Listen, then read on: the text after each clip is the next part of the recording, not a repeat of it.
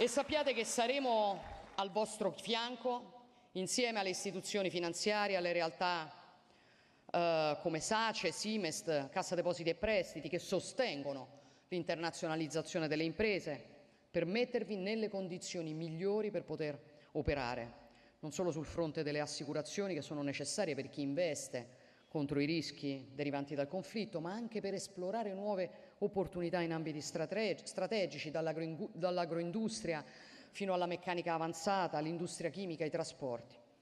Investire in Ucraina è un investimento su noi stessi, perché piaccia o no quello che accade in Ucraina riguarda ciascuno di noi.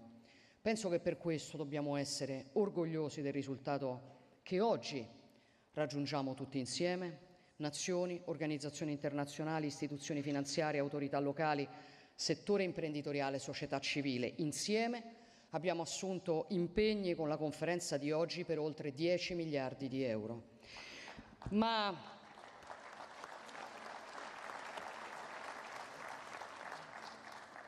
per ricostruire una nazione martoriata dalla guerra non bastano i soldi, gli ingegneri, gli architetti, gli operai.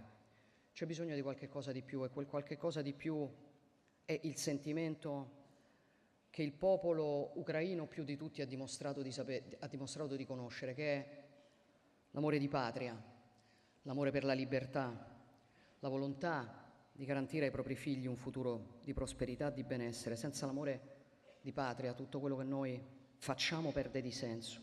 Non è un caso che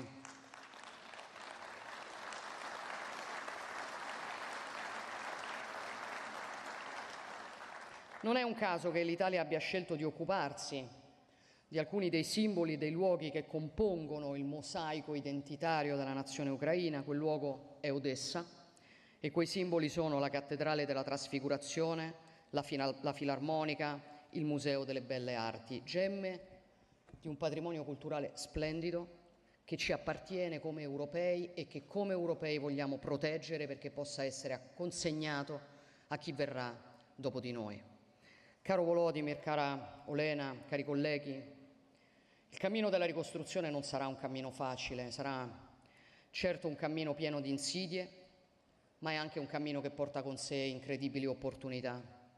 E gli italiani sanno forse meglio di chiunque altro, sanno comunque molto bene quello di cui sto parlando, perché noi siamo quel popolo che sulle macerie della Seconda Guerra Mondiale ha costruito il miracolo economico degli anni '60. Anche la nostra allora era una nazione distrutta che affrontava difficoltà enormi, eppure ce l'ha fatta, si è rialzata con determinazione, con orgoglio, con operosità, è diventata la potenza economica e industriale che oggi tutti conoscono. E mi piace pensare che questa conferenza possa essere il punto di partenza per il miracolo economico dell'Ucraina, e costruiremo quel miracolo insieme, per voi, per noi, perché ogni scuola, ogni ospedale, ogni campanile che ricostruiremo sarà un pezzo di noi stessi che avremo ricostruito, un pezzo d'Europa che riconsegneremo alla storia e ai nostri figli. Vi ringrazio e buona conferenza.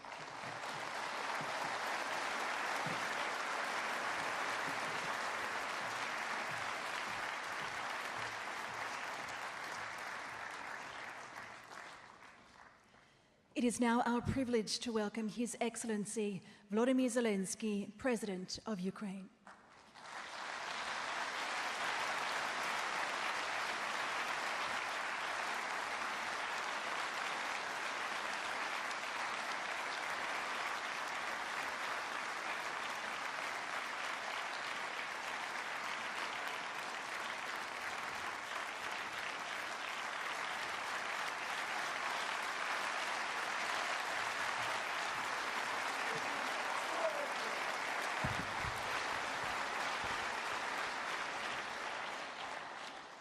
Thank you so much.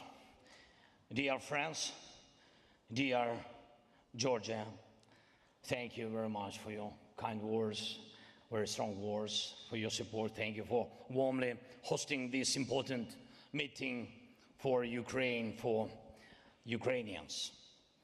Dear Ursula, Antonio, Friedrich, Peter, Donald, Eddie, Pedro, Dick, Rosen, Petri, Christian, Kyriakos, Miloiko, all the leaders and all the participants of the conference and all who stand with Ukraine today. Thank you so much.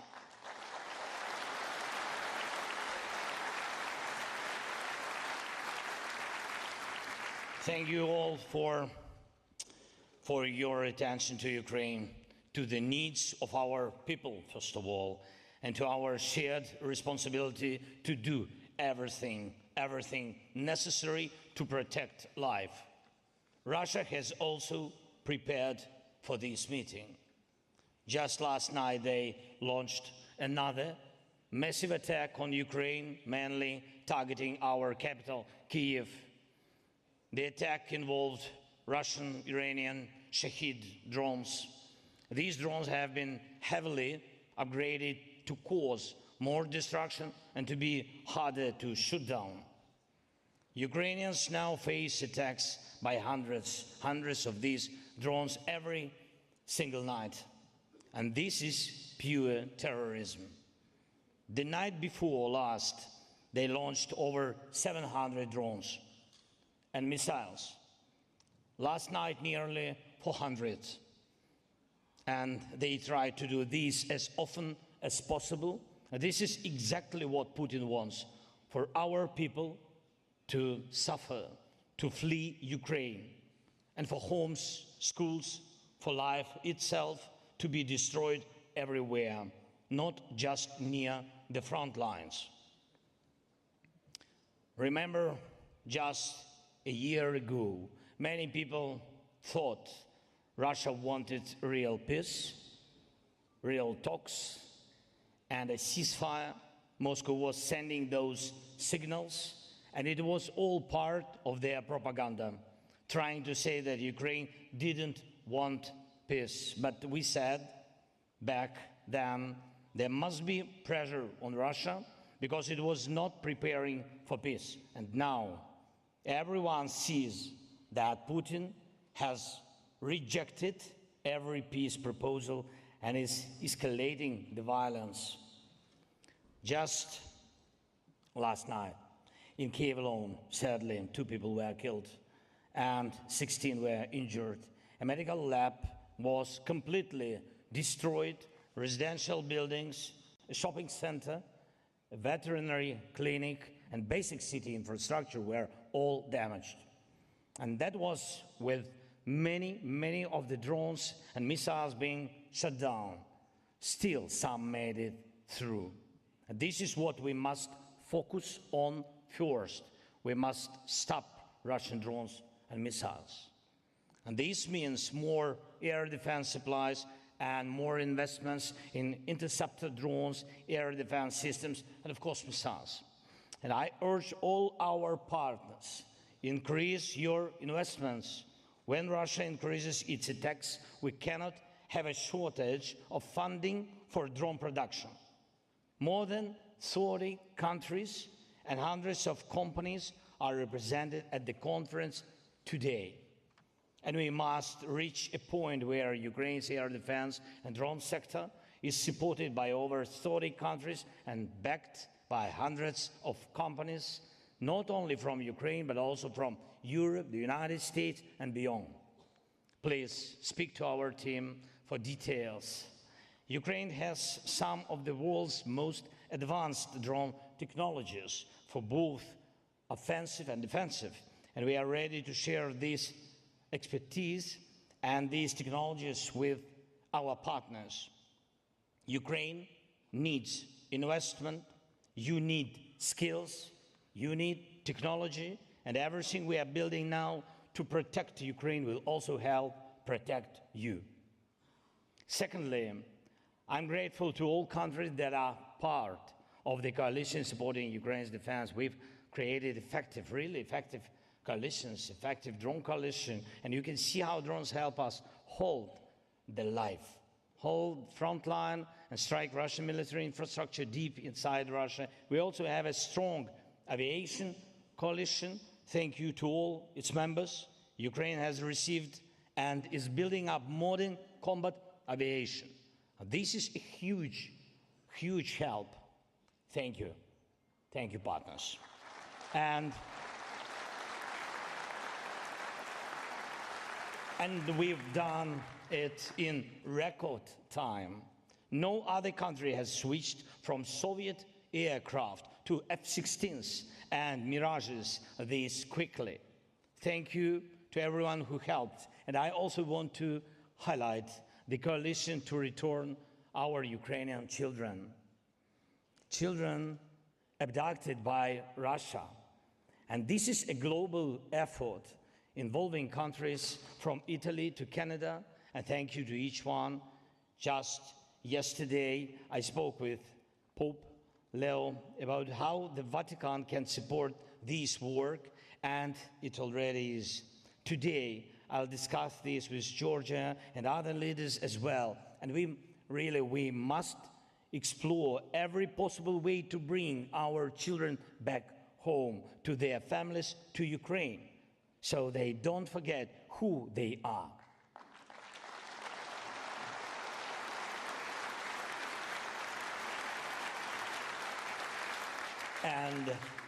And where they come from, and so they are not used against Ukraine in war or sabotage when they grow up. This is very serious threat, and we must stand against it together. Just like these coalitions are working, we now need to build a coalition for recovery. Let this be the moment we start it. We know what Russia has destroyed, and we know what it will take to rebuild Ukraine, Ukrainian people, our lives. A systematic approach is needed, a coalition with clear leadership, countries and companies that can lead and bring others with them. And we also need a clear recovery plan. Think of the role the Marshall Plan played in rebuilding and transforming Europe. That's why Europe has enjoyed peace and economic growth for so many decades.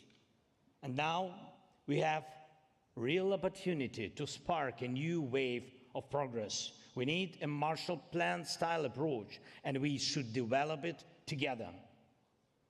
Rebuilding Ukraine is not just about our country.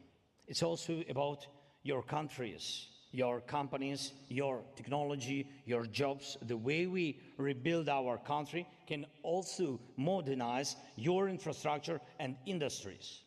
And I ask you to support the Recovery Coalition and help define specific financing mechanisms. We must clearly agree that frozen Russian assets should go toward Ukraine's recovery.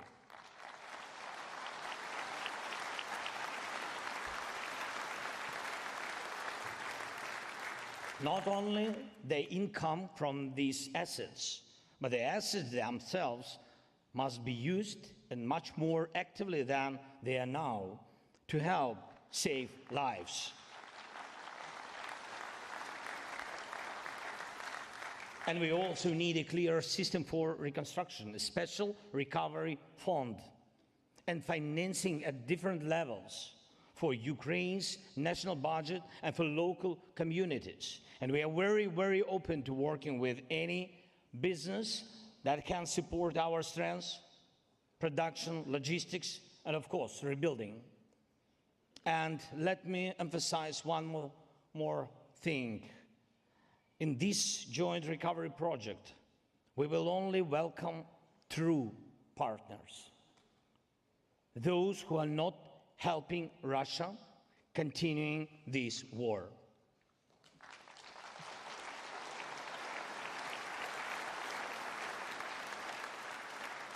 Only friends are invited to be a part of Ukraine's economic and technological recovery.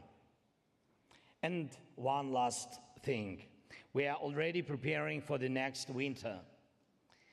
And we've already gone through 3 winters during this full-scale war. And of course, first of all, thank you to everyone who helped us then. Thank you. and we need to keep working together to get through the next winter as well. And this can only be done as a shared task, and let's use this conference to move forward with that. I thank Norway for already, by the way, supporting us. Thank you to the Netherlands for your help. Thanks Germany. Thanks Ursula, Antonio. Thanks so much for the EU's continued support in helping Ukraine face energy challenges, real challenges. And we must keep making sure our people are protected. I also thank Italy, more than 500 companies, Georgia. Thank you so much, and to your team. More than 500 companies are represented here at the conference. Around 200 agreements are ready to be signed with a total value of over 10 billion euros. All of these must be fully implemented. And please, let's also focus on energy. Putin has only two real allies: terror and winter. And we must respond to both. Thank you to everyone who is helping. And let today's meetings bring real results that matter to people and are visible in their lives. And every day, all of us must stay focused. All of us must keep up the pressure on Russia. All of us must keep working for defense so that we can bring a real ceasefire as soon as possible, that our drones go to our shared arsenals, that our technologies serve recovery and real life, that we create and start implementing a reliable recovery plan, that our children and our people return home to Ukraine. Let's do everything we can.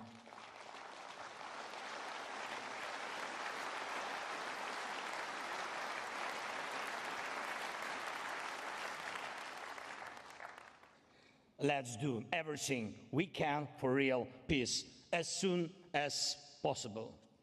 Just peace. Slava Ukraini!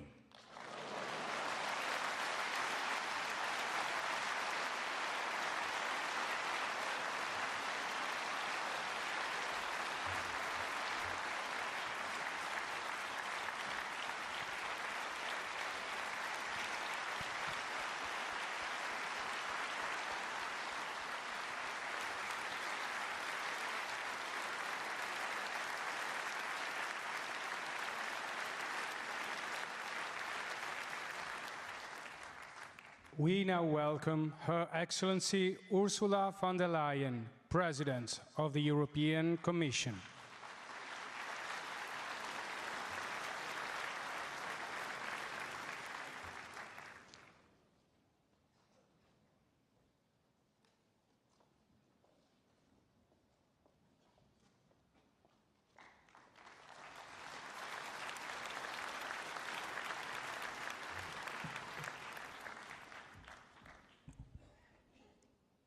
Prime Minister, dear Georgia, President Zelensky, dear Volodymyr, dearest Olena, what a pleasure that you came along too. Thank you very much for being here. Fellow leaders, excellencies, ladies and gentlemen, I remember very well the first Ukraine Recovery Conference 3 years ago. It was just a few months after Russia unleashed destruction and bloodshed on a scale not seen since the Second World War. I remember the pain of the Ukrainian people. But even more vividly, I remember just how quickly they picked themselves up and began to rebuild. In the liberated towns of Irpin and Bucha, and with restored homes, schools, and hospitals. And Europe has been there at your side from day one on, and Europe will be at your side as long as it takes.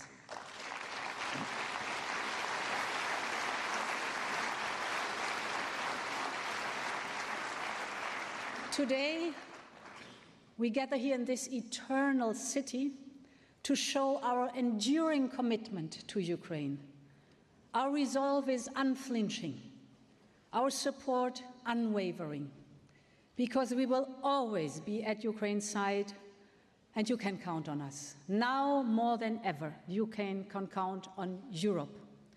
Our solidarity continues on all fronts, militarily, financially, and politically. And let me start with the military side. Ukraine's military has done what many said was impossible. They reached holding back the Russians and crippling their navy and their bomber fleet. This is impressive. Ukraine is the frontier of military innovation. But Russia's arms race continues. This is a war from Russia of resources and competing defense systems, as much as it is a war of values. So we must continue to invest in Ukraine's defense and tech primacy. Our Defense Readiness 2030 plan will be key. It will make available the necessary resources and fiscal space to deliver a surge in military capabilities. And it will boost investment in Ukraine's defense industry. In addition, supporting Ukraine will also allow member states to reach their NATO target of 3.5 plus 1.5% of GDP. All told, over 800 billion euros can be mobilized, so there is sufficient finance. But we also need to organize to ensure that the needs of the member states and Ukraine can be matched. And this is why we will be working through the SAFE instrument to create a mechanism to bring this together. As you said, Volodymyr, Ukraine has cutting-edge weapon systems, and Ukraine can deliver really fast and at low cost. This is precisely what we need in the European Union. But as you said, Volodymyr, Ukraine's defense industry is only operating at 60% of capacity. Now, our member states can take their SAFE loans and procure directly from Ukraine's defense industry. For our member states, it's high quality, fast and cheap. For Ukraine, it's both crucial revenues, but also the opportunity to strengthen its defense industrial base. To my second point, since the full-scale invasion, Europe has been and will stay Ukraine's largest donor, with almost 165 billion euros of support.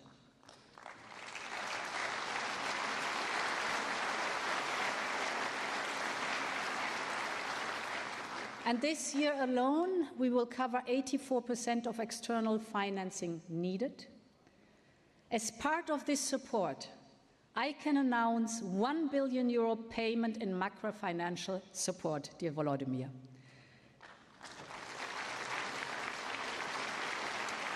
I can also announce a payment of more than €3 billion from the Ukraine facility. And this guarantees and grants that we are signing here today, you said it, Georgia, and you said it, Volodymyr, it's outstanding. They are set to unlock €10 billion in investment for growth, recovery, and reconstruction of Ukraine.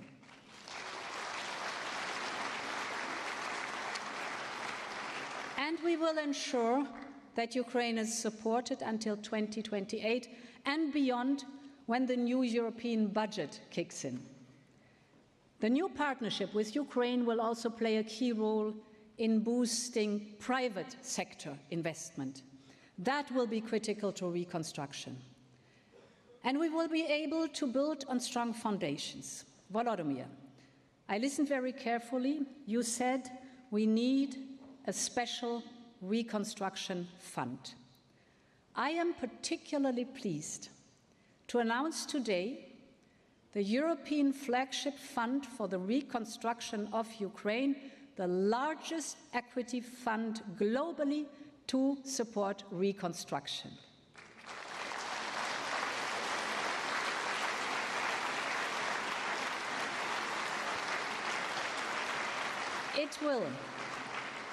It will, together with the private sector, kickstart investment in energy, transport, critical raw materials, dual-use industries. We are literally taking a stake in Ukraine's future by leveraging public money to bring large-scale private sector's investments and help the rebuild of the country. And I'm particularly pleased, and I think from the bottom of my heart, that we are building this together with Italy, Germany, France, Poland, and the European Investment Bank. Thank you so much for your commitment.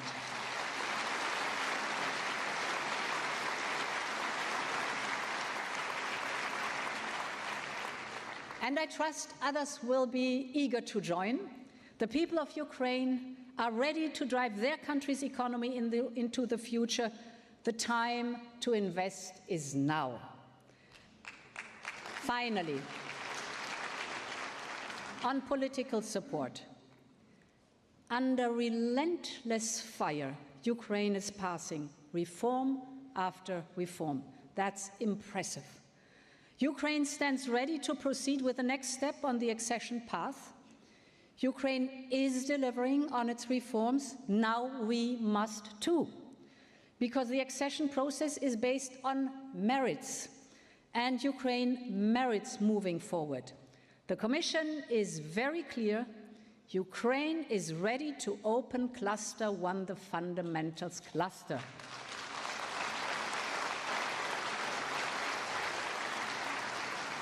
Now we have to act to move forward for millions of Ukrainians, soldiers, teachers, doctors, farmers, you name it, for Ukrainians from all walks of life.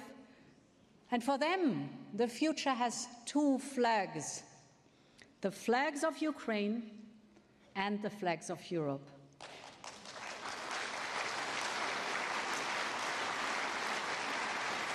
This recovery conference is all about bringing Ukraine and its future to Europe. And Ukraine's future is in Europe. Let's make it happen together. Slava Ukraini, long live Europe.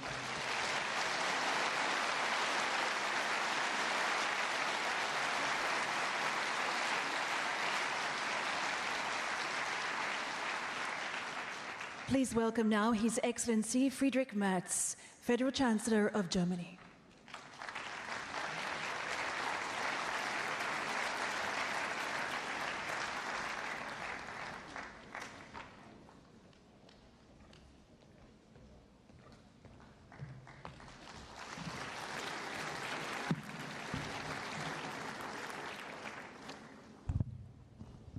Dear Prime Minister, dear Georgia, dear Volodymyr, dear Elena, Excellencies, colleagues, friends, ladies and gentlemen, friends of Ukraine. History knows many different examples of post-war reconstruction. One of the most successful was the recovery of Western Europe, and particularly of my country, Germany, after World War II. People still remember the so-called Wirtschaftswunder, the miracle of our economy.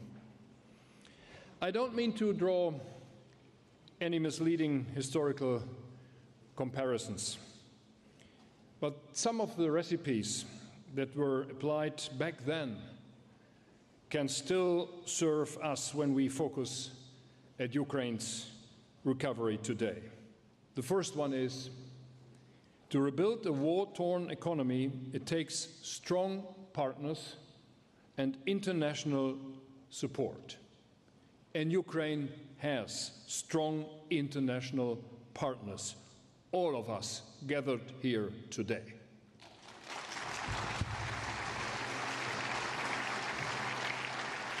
Today, Ukraine has dozens of partners around the entire world.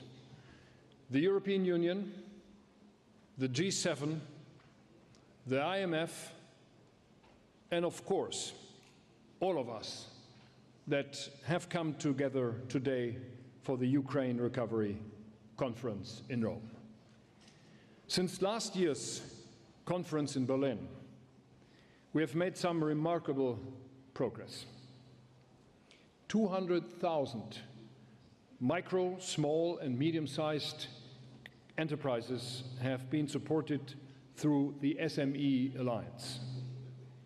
275,000 Ukrainians have received training as reconstruction professionals since the establishment of the Skills Alliance. 400 new partnerships with Ukrainian municipalities have been established, which is extremely important because reconstruction takes place at local level. In more than 80 companies, donor governments and civil society organizations have joined forces to empower women in their role in reconstruction. Now, Germany is the largest donor to the Ukraine Energy Support Fund and will continue to support the stabilization and reconstruction of Ukraine's energy system.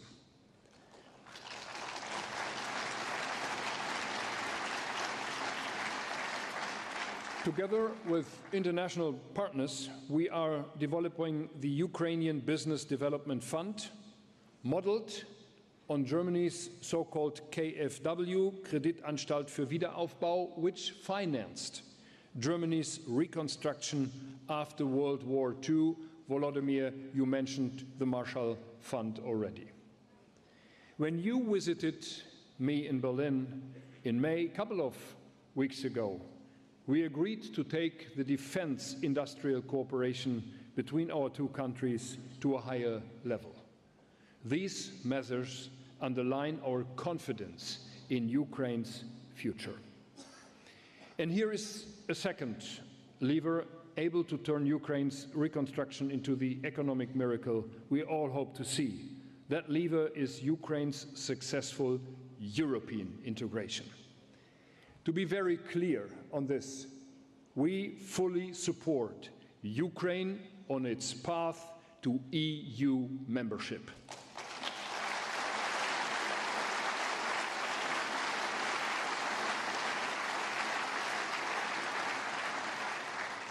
This includes, and you know that, Volodymyr, reforms like strengthening the rule of law or fighting corruption. And we are encouraging our Ukrainian friends to keep advancing along this path, which is the path leading to freedom and prosperity within the European Union. Let me, ladies and gentlemen, dear friends, mention a third quintessential lever for economic recovery. Economic growth requires freedom for the private sector to flourish. This is particularly important in the case of Ukraine because the enormous cost of reconstruction cannot be financed through public funds alone. This is why you, Volodymyr, and I, when we met in Berlin a few weeks ago, met German companies which are active in Ukraine. What I can report back from that meeting is the enormous interest of private businesses in participating in Ukraine's reconstruction. With the Business Advisory Council initiated last year in Berlin, we have an excellent tool to engaging the private sector in the reconstruction efforts. And I'd like to thank Christian Bruch, CEO of Siemens Energy, for his commitment to the Council's establishment, and I look forward to its work under the new leadership of Barbara Cimino doing this work in this Council. Many thanks for your commitment. Now today I'm pleased that, and that was already mentioned by you, Ursula, we can announce the launch of the European Flagship Fund for the reconstruction of Ukraine, together with the European Union, together with the EU Commission, the European Investment Bank, with Italy, Poland and France. And I myself and the German government, we fully support its goal to mobilize large volumes of private investment for the reconstruction of Ukraine. Ladies and gentlemen, of course, the ultimate prerequisite for Ukraine's lasting recovery is simply peace. Ukraine is committed to achieving a just peace. But while Ukraine has agreed to an immediate ceasefire without any preconditions, Russia keeps sending daily proof that it wants to continue or even intensify its brutal war of aggression. Thousands of drones and missiles destroying civilian infrastructure, killing and terrorizing Ukrainian men, women and children. This has to end. It therefore remains our political duty to increase pressure on Russia in order to change President Putin's calculus and bring him to the negotiating table. And may I be frank from this place as well. We are preparing package number 18 within the European Union of sanctions against Russia. There is only one member state missing to agree on that. I urgently ask Slovakia and its Prime Minister to give up the resistance and to make the way free for package number 18 within the European Union.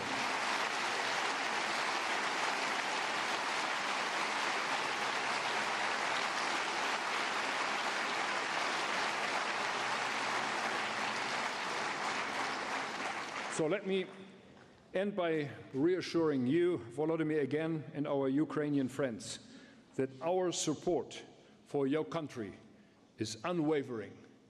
Thanks to the Italian government and to you, Georgia, for hosting this important conference. Thanks to all of you for standing with Ukraine. In finalizing, I have two messages. The one goes to Moscow and to President Putin. The message is quite simple. We will not give up.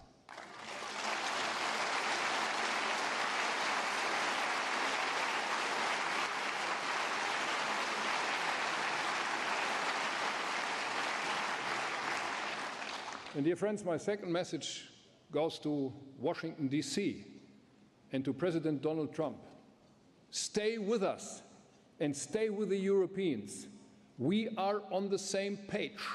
And we are looking for a stable political order in this world. We are both, the Americans and the Europeans, are part of with us.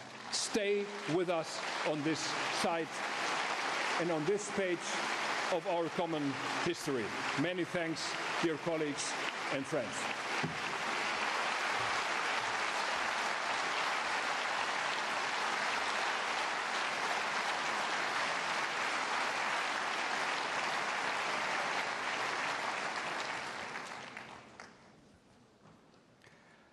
We are pleased to invite His Excellency Donald Tusk, Prime Minister of Poland.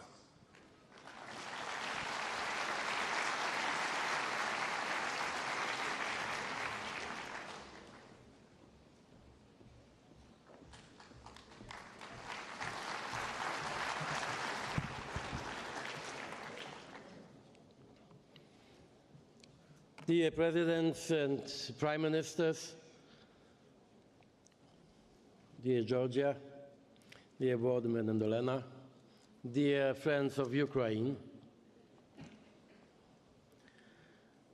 there will be no recovery without victory.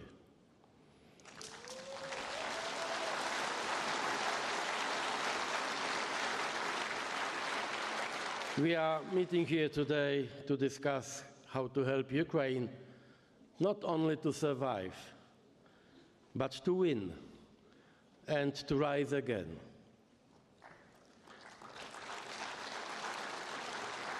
not only in material terms, but also spiritually and socially.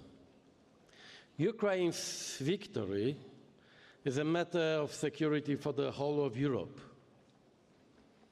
And victory means territorial integrity, sovereignty, and, to put it simply, a just and lasting peace.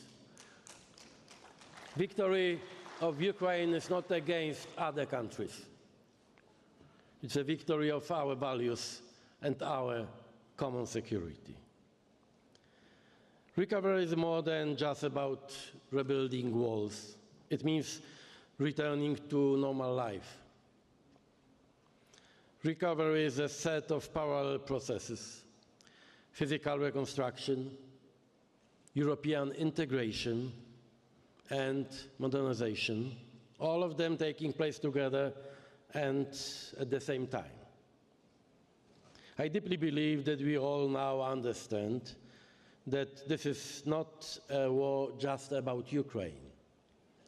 This is a war about Europe and for Europe, or perhaps even about the world and for the world as we know it. Because fault lines are appearing across the whole globe. This is a war between civilization and barbarism. My country, Poland, has already done a lot for Ukraine. The Polish society was mobilized from the very first moments of Russia's full-scale invasion in 2022. This is not the time to list everything we did, but I think it's enough to mention one figure: 25 billion euros. This is what Poland has already spent in response to Russia's aggression in humanitarian aid, refugee support, and military assistance. Poland will play a special role in the recovery process. My government has developed a coherent model of support. First, investment in our infrastructure, roads, railways, and logistics, which mainly serves to help Ukraine. Second, connectivity. The Polish corridors through which 90% of military and humanitarian aid is currently flowing to Ukraine. The same routes will carry goods for the reconstruction tomorrow. Third, trade. Today, 30% of EU exports to Ukraine is coming from Poland. 30%. And trade leads to investment. Polish and Ukrainian businesses are already benefiting from the special insurance and financing instruments that have drawn a huge interest from our partners. Transport, trade, investment. This is the triangle we are building on. Because rebuilding Ukraine also means connecting it to Europe. This is the deeper meaning of connectivity. We are laying the foundation for Ukraine's future EU membership. From the perspective of Poland and many Central European states, a free and sovereign Ukraine means a more secure European Union. But Ukraine is not only a country in need. It is also a country that inspires, that teaches us courage, yes, resilience, certainly, but also innovation, the kind of technology that is already changing the battlefield: drones, autonomous systems, cyber defense. Ukraine is testing all of them already today. And NATO is learning from Ukraine and must do so even more in order to strengthen its deterrence. Poland is ready and willing to cooperate in this field, because what Ukraine is learning today may save us all tomorrow. This is why I must stress. We are at a defining moment, now, today. What we are doing now will determine where we stand 1 year from now. Will the guns pointed at Ukraine fall silent by the time we meet again during the next recovery conference? And so, from Rome, one of the cradles of our civilization, I appeal to the entire democratic world. Our consciences cannot rest while Putin attacks civilians night after night. Ending this war must be our common cause. Now is the time to begin a new chapter, the chapter of Ukraine's recovery in peace. Thank you.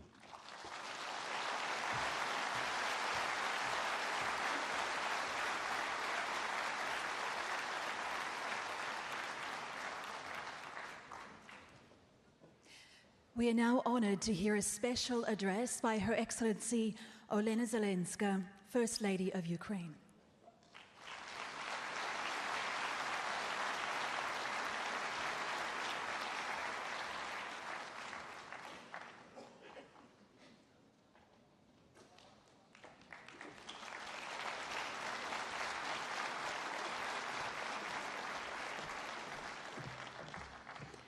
Thank you so much. It's a great honor to participate here today.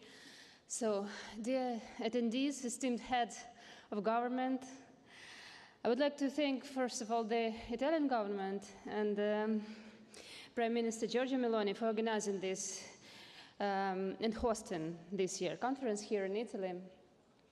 Thank you for your genuine concern and for your commitment, because today we're discussing not only the fate of Ukraine, but the fate of the entire region.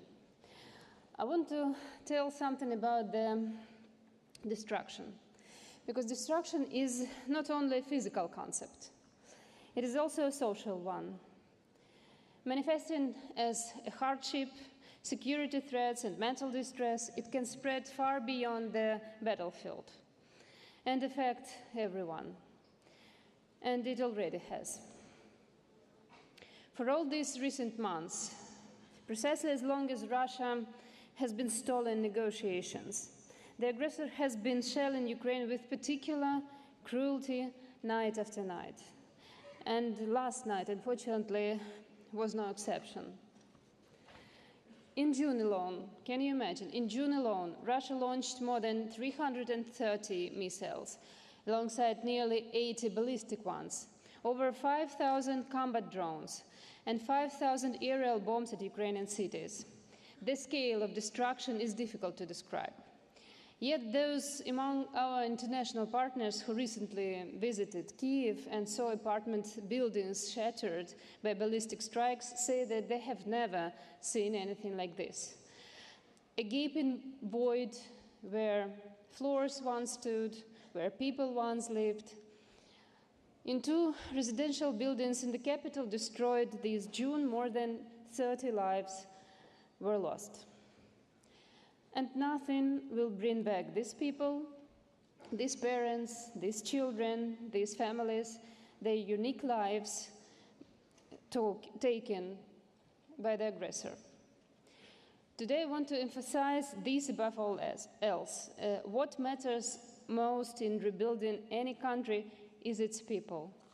Buildings without people, enterprises without people, a country without people, that is not a country, it's a memorial. In Ukraine, we have learned this through pain, and we would not wish such suffering on anyone. And so, amid fierce defense, we have made saving lives our top priority, in every sense, physical, social, and mental. Our principle is restore the individual, and they will restore everything else, only in that order. Thank you.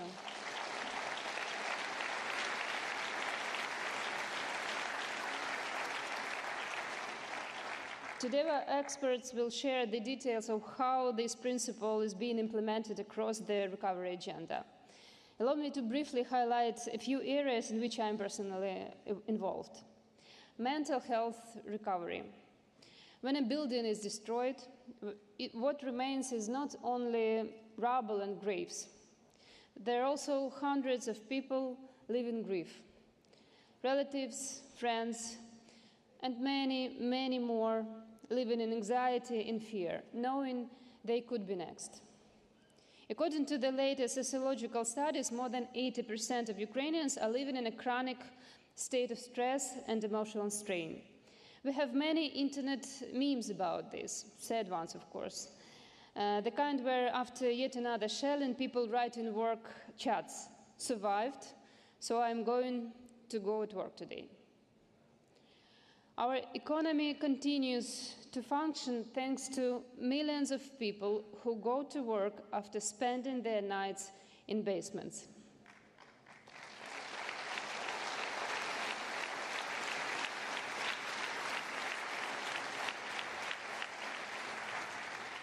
But in those moments, the main emotions they carry are fatigue, tension, and despair.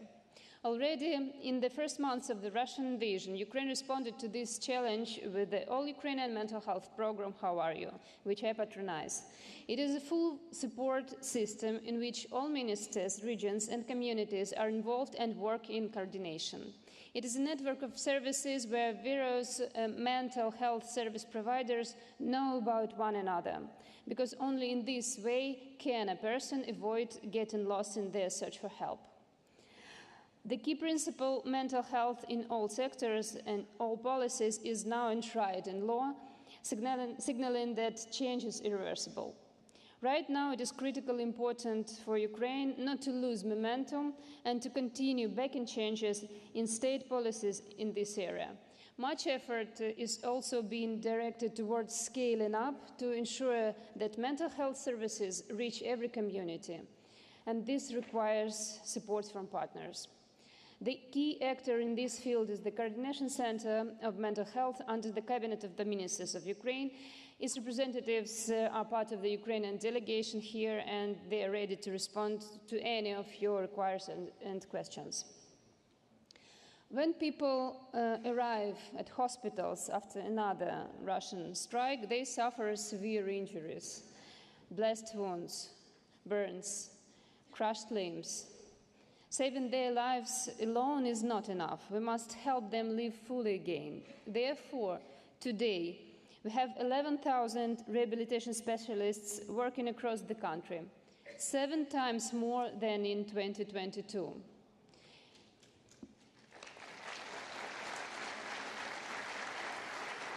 In just the last year and a half, they have helped 600,000 Ukrainians. This is also the result of state policy. Our specialists have the opportunity to learn from colleagues in the world's best clinics, for which we are deeply grateful to those clinics and to your countries. But our own expertise has also grown to the point where we can share it.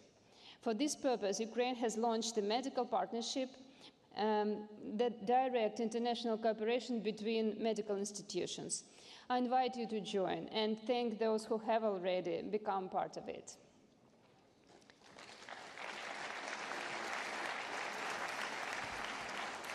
Education. You may have seen the headlines. Ukraine now has fully functioning underground schools. It's true. We have already built 15 underground schools out of 200 planned. Russia deliberately targets our educational institutions, having already destroyed 394 facilities and damaged over 3,500. I want to especially thank every international partner who helps us provide education to children and welcome the International Alliance supporting the transformation of early childhood education in Ukraine, First Steps Forward, which will be established on the sidelines of the URC today.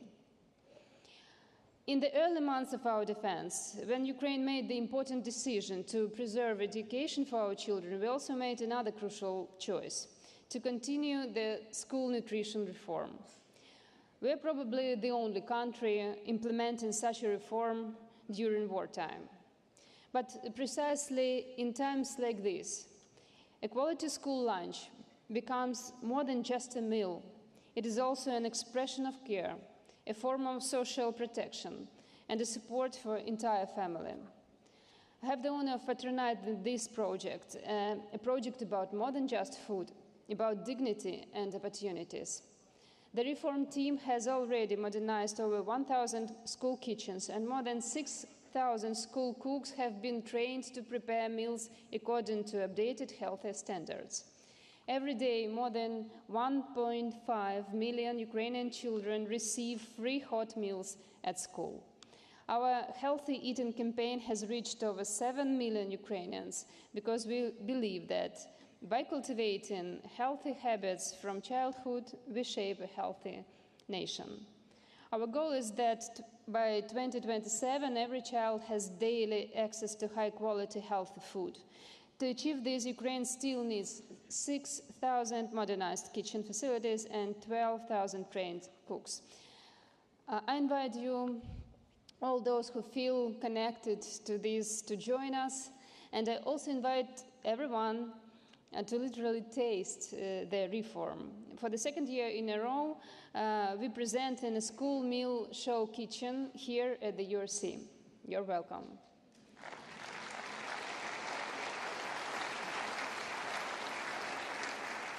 Barrier-free Ukraine is another humanitarian reform that Ukraine is carrying out under fire.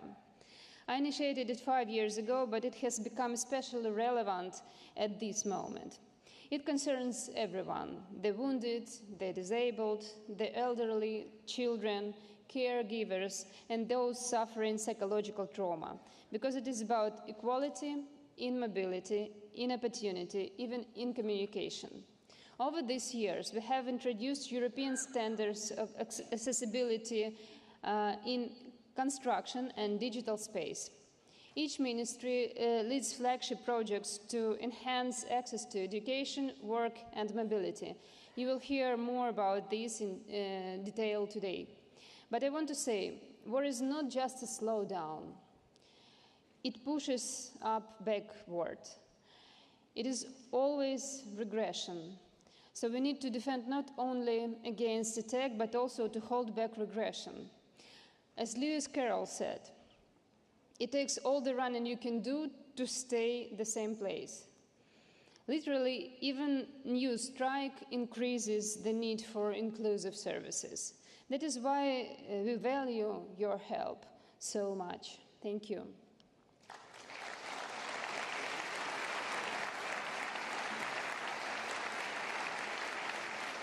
Our special expectations today is the signing of Ukraine's associated memberships in the ESF+. The gender panel at the... access to this EU structural fund will allow us to create new initiatives for education and employment and to update labor legislation. Now, with your support, we are taking a step toward a social Europe where people, their rights, security, and well-being are at the center. Gender equality. This panel will address the issue of women as their rights and needs present a distinct challenge. Today in Ukraine, 2/3 of women with young children cannot return to work due to the current state of childcare infrastructure. At the same time, women are entering fields once dominated by men in manufacturing, logistics, and the military. Most of our social workers and entrepreneurs are women. They represent a powerful, active force that needs the right conditions to thrive. The gender panel at the URC will showcase real examples of how women, including veterans, entrepreneurs, and local leaders, are already leading recovery efforts. It is crucial that the Alliance of Countries and Organizations for Gender-Responsive and Inclusive Recovery continues to support them and helps make their efforts visible, influential, and effective.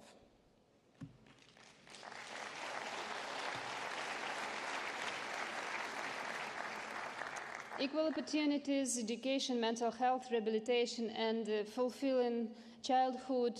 All these topics I have just mentioned are also at the heart of the Olena Zelenska Foundation's work. This is another way to help Ukraine recover on a human level by supporting real people, and in our case, especially children. I'll be glad to meet with you at our stand here and share more details.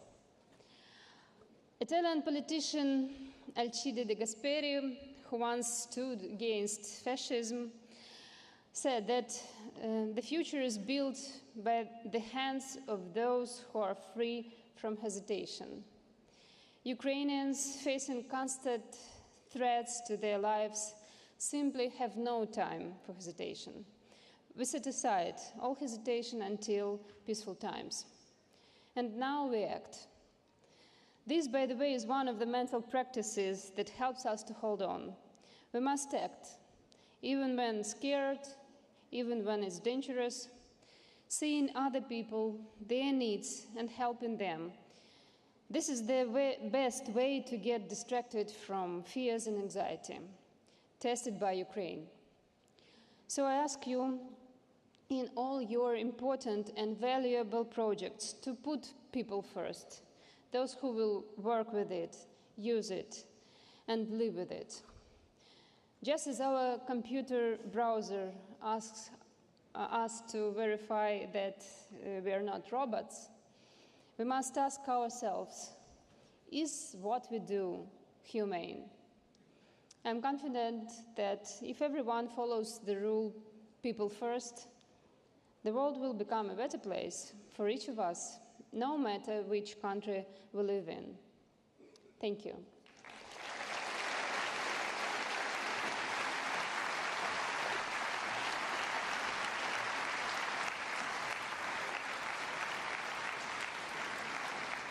We thank Madam Zelenska. Now the first plenary session is over. Please remain seated. In a few minutes, the second session will start.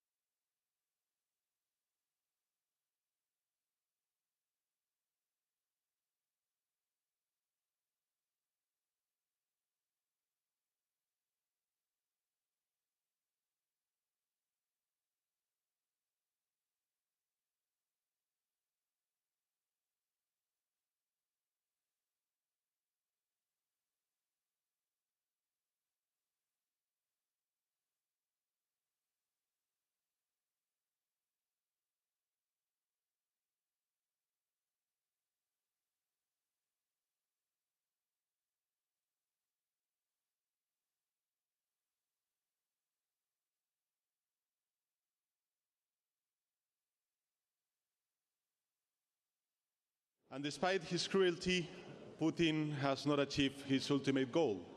He never will. Ukraine stands strong despite all, and we have their back. Thank you, Government of Italy and Prime Minister Meloni, for organizing this conference to show that we remain united in our determination. And thank you, Prime Minister Tusk, for hosting the next conference in 2026. We hope that by then this nightmare will be over. Spain's support has been solid and continued. Since February 2022, we have committed military support worth close to 3 billion euros. We have allocated 110 million euros in humanitarian action, from building safe havens for children and teachers to supporting mobile maternity units, and we have channeled 840 million euros in financial aid. Offering safe environments to displaced Ukrainians has been also a top priority for my government. Spain hosts the fourth largest displaced community in the European Union, with over 245 Ukrainians. They will soon have the Casa Ucrania at their service in the province of Alicante. But the war continues, and our support is more necessary than ever. Today I will like to reiterate my country's support to Ukraine with two announcements. First, we will open a new office for the reconstruction of Ukraine in the capital of Spain, in Madrid, to support Spain's engagement in building a better future for all Ukrainians. It will help leverage official financial instruments, ensure institutional coordination, and enable regular visits to Ukraine by private sector actors that can prove instrumental in the reconstruction and modernization efforts. And second, in the coming months, we will convene a new meeting of the Spain-Ukraine Joint Commission in Madrid, together with the Business Forum, to enable business-to-business ties. The Spanish companies are at the forefront in areas such as health, energy, water, management, railways, infrastructure, agri-food, digitalization, and defense. Encouraging their participation in the reconstruction of Ukraine will tighten our bilateral relationship and nurture European stability and security. Dear colleagues, I would like to finish my statement with a message of hope.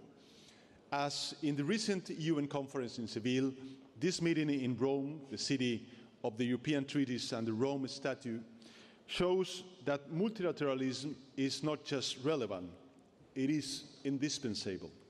Europe has suffered the most atrocious war, or wars, but we're living proof that peace and international law are the only enduring path to stability and progress.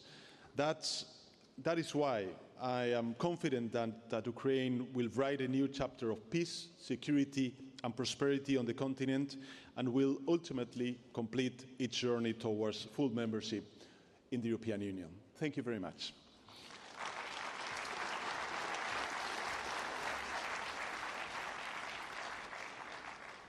We proceed with the message from His Excellency Denis Shmyhal, Prime Minister of Ukraine, joining us remotely. Distinguished partners and colleagues, Excellencies, dear Presidents and Prime Ministers, dear heads of European institutions, esteemed leaders of international organizations and financial institutions, dear friends, dear partners, ladies and gentlemen. We have had another very difficult night today. Russians' ballistic missiles and drones killed and injured civilians, but we stand. We stand because of our defenders and because of your unwavering support. Thank you for this. Today, we gathered for the 4th Ukraine Recovery Conference, and our shared goal is to rebuild and modernize Ukraine, overcome the consequences of a devastating war, and secure prosperity for our country, for Europe, and for the entire free world. I thank all of you who have stood with Ukraine and the Ukrainian people in solidarity, side by side, through every stage of this struggle. My sincere appreciation goes to our generous host, our Italian friends, Prime Minister Giorgia Meloni and Foreign Minister Antonio Tajani. Thank you. Thank you, President of the European Commission, Ursula von der Leyen, for your solidarity.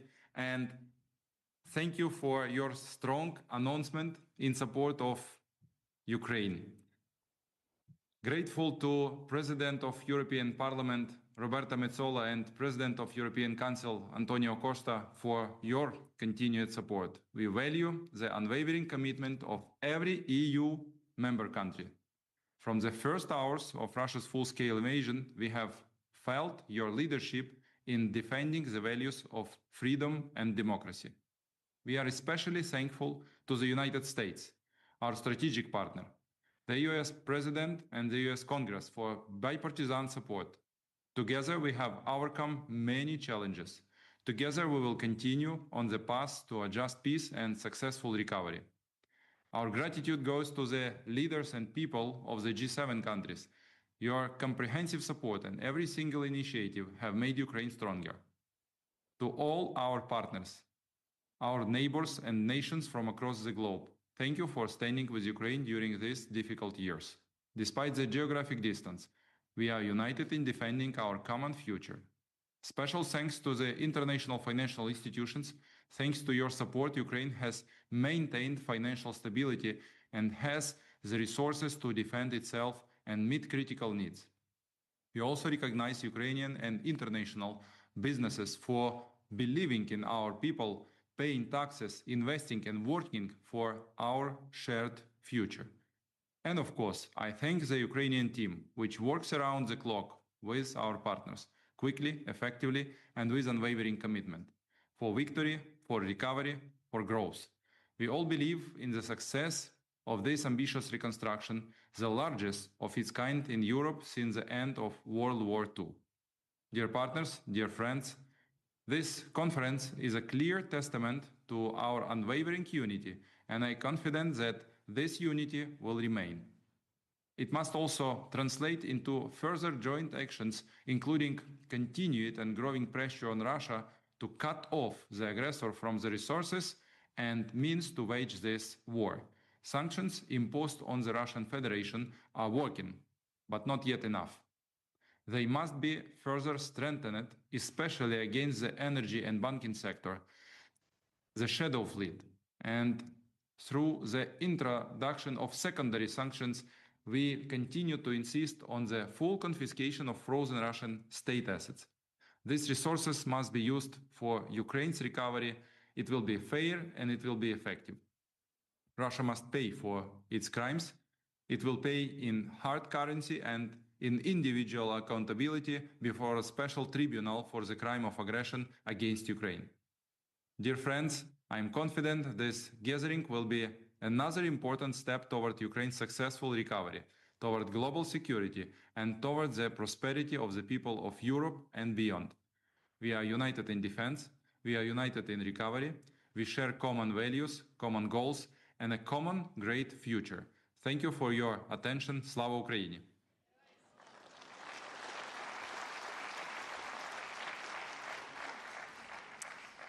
We are now very pleased to welcome His Excellency Antonio Costa, President of the European Council.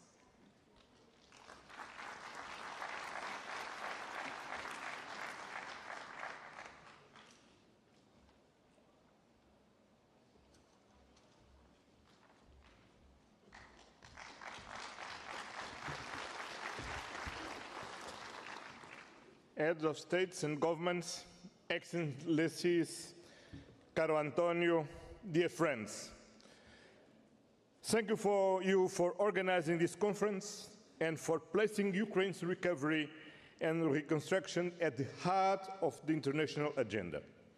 I would like to focus on 4 pillars that must shape Ukraine's path forward: peace, defense, reconstruction, and accession to the European Union.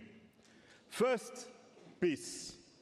Dear Volodymyr, let me commend your leadership in calling for an unconditional ceasefire and mobilizing all diplomatic efforts toward a just and sustainable peace. Unfortunately, Russia has responded only with more strikes, more suffering, more unjustifiable death. This must stop.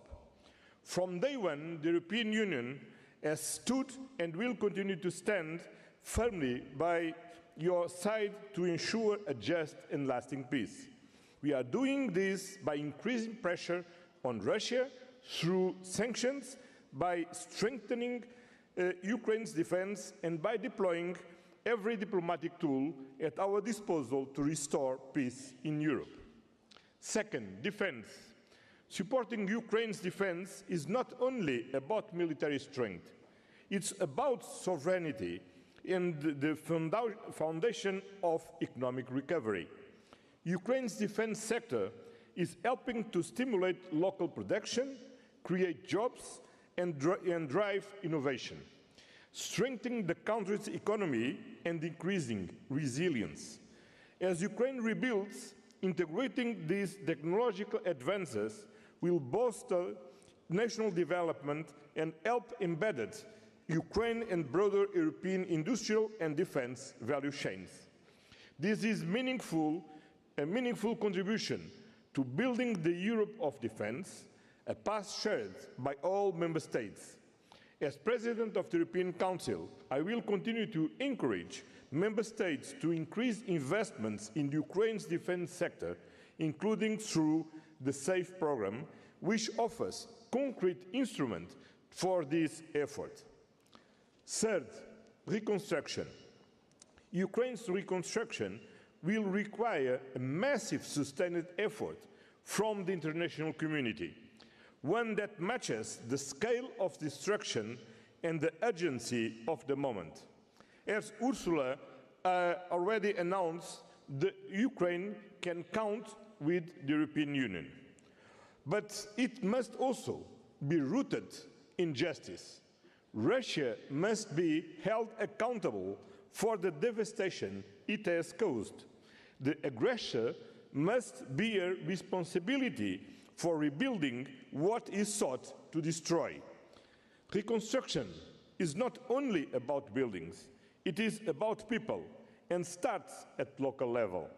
Local communities, municipalities, mayors, civil society, and the media are essential actors in this process.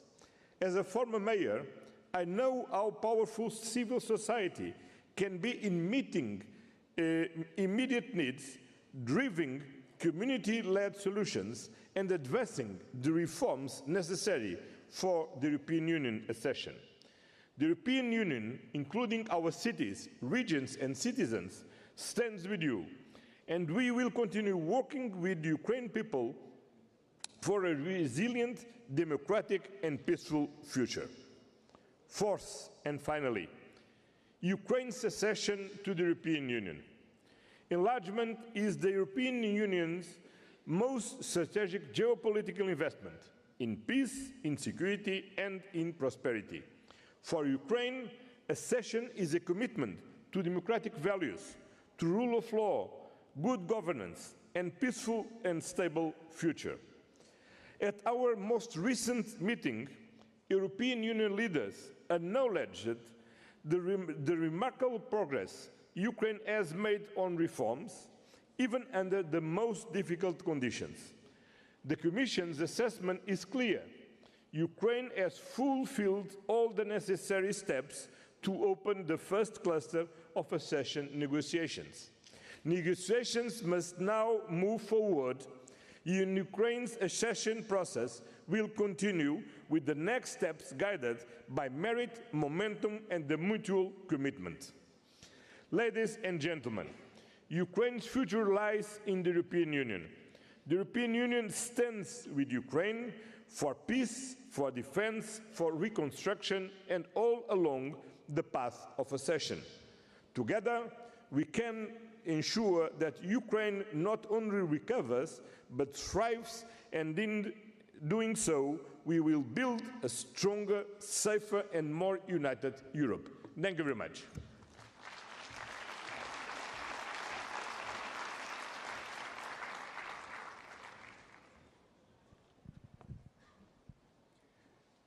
We now invite Her Excellency Maia Sandu, President of the Republic of Moldova.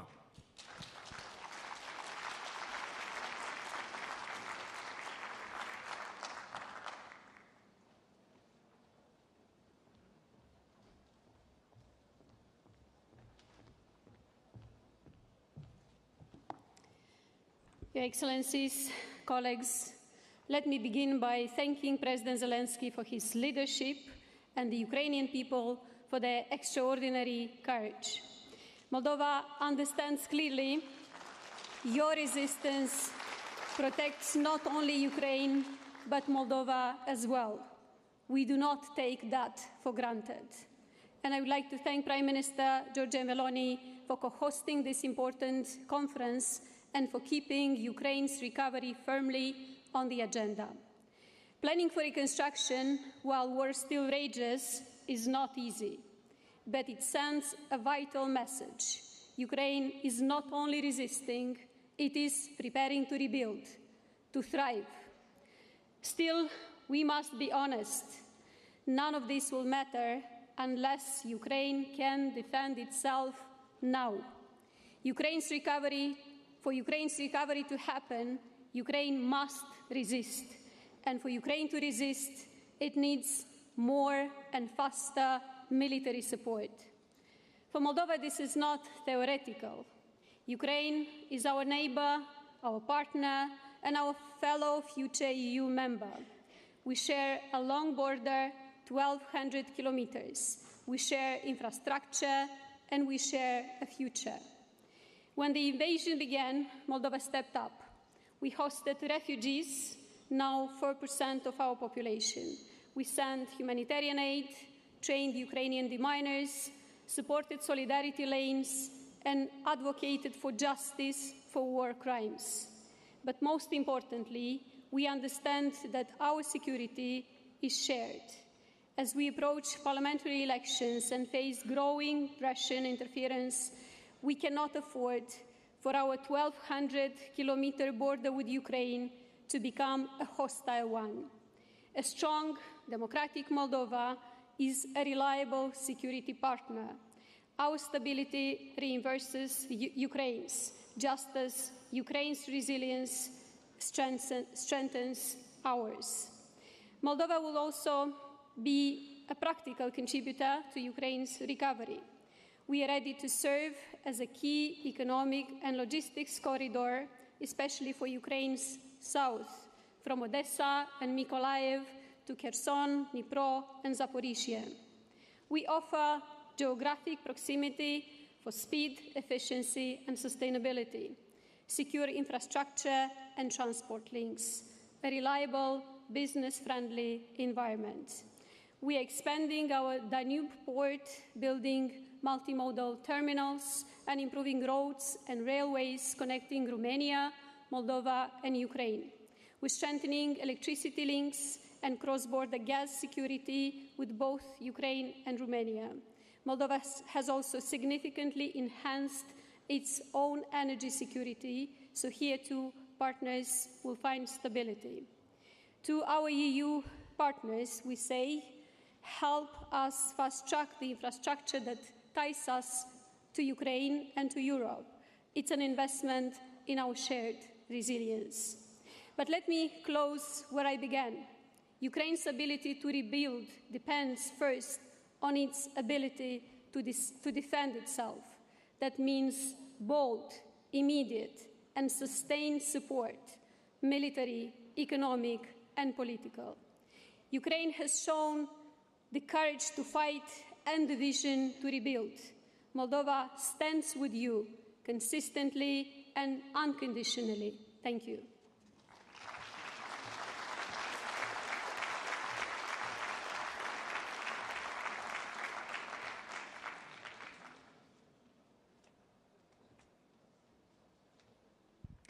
We're now glad to welcome to the stage His Excellency Petr Pavel, President of the Czech Republic.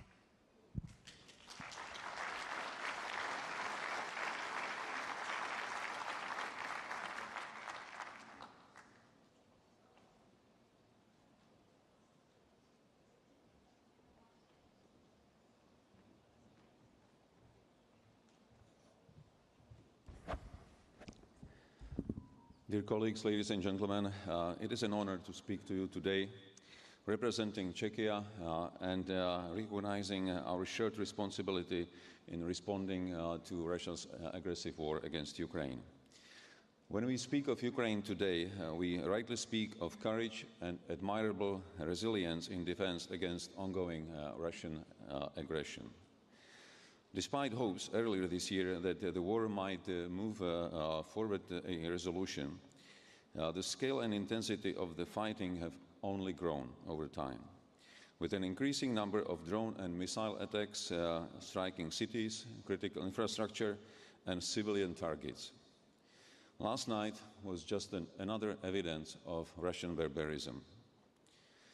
Even as the war rages on, and there is definitely no time to slow down our support to Ukraine, another challenge requires our full attention, no less strategic than defense, and just as politically decisive. And that challenge is reconstruction of Ukraine. Even though peace is not yet in sight, we need to prepare for the day after. When the guns fall silent, we must already be in motion, with plans, resources, and partnerships ready to be activated. Ukraine's future will depend on whether the country becomes a place where people can see their own chances, a country worth investing in, returning to, and rebuilding. This is why reconstruction needs to support economic stabilization, modernization, and Ukraine's integration with the EU. It must help create the kind of future people choose to return to. A reference to the Marshall Plan made by Volodymyr Zelensky is more than symbolic. In 1947, my country was invited to join the original post-Second World War plan, and then forced by Moscow to walk away. That moment delayed our return to Europe for decades. Today, Moscow again claims the right to decide where Europe ends. But this time, that claim will not stand. Ukraine has chosen its path, and we stand with her choice. A modern Marshall Plan should reflect that choice, not just as a tool for reconstruction, but as a political commitment to Ukraine's future as part of Europe. The foundations of this effort already exist. The Ukraine Plan, the EU's EU-Ukraine facility, the impressive work of the Ukrainian government, the European Commission, and the international partners. But these are only the building blocks. What we need now is a broader, more ambitious framework, one that brings together public leadership, private capital, institutional reforms, and strategic vision. Let me outline the main pillars of such a strategy, not as an exhaustive list, but as a political architecture built on key areas we believe are essential. First, we need a broader political coalition, one that brings together the EU and its member states with democratic partners such as the United States, UK, Canada, Japan, and others. Reconstruction on this scale must be built on shared responsibility and strategic alignment. Second, it is necessary to move from fragmented coordination to real governance, with a decision-making center capable of setting priorities, managing resources, and ensuring delivery and oversight. This also means deploying a single digital platform to make all projects visible, traceable, and transparent for citizens, investors, and partners alike. Third, reconstruction must be driven by private investment. There is sufficient capital in global markets to finance Ukraine's recovery. The challenge is to unlock it. This requires strong, well-targeted incentives, concessional finances, guarantees, risk insurance, and regulatory stability, all embedded in a broader framework with ESG standards and reliable public funding. Public resources will play a catalyst role in this effort. We should consider mobilizing joint EU instruments such as, for example, common borrowing and the use of frozen Russian sovereign assets to support the recovery efforts.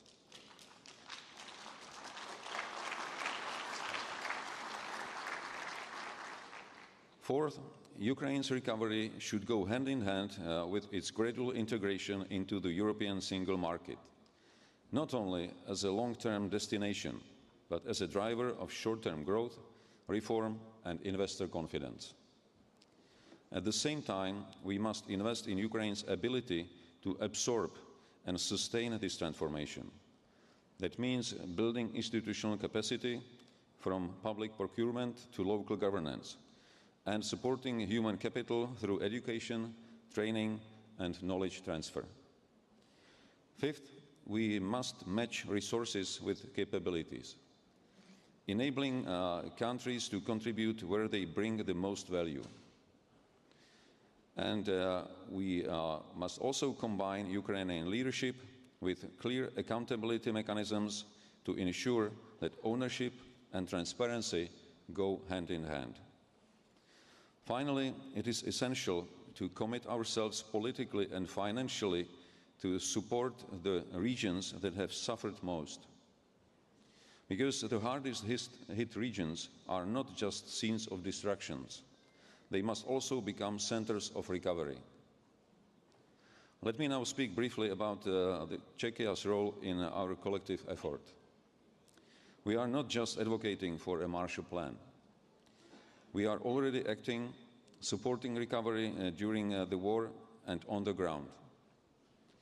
Our work is focused particularly on the Dnipropetrovsk and Kharkiv regions, where we have helped restore access to clean water, strengthen decentralized energy systems, and maintain vital public services under war conditions.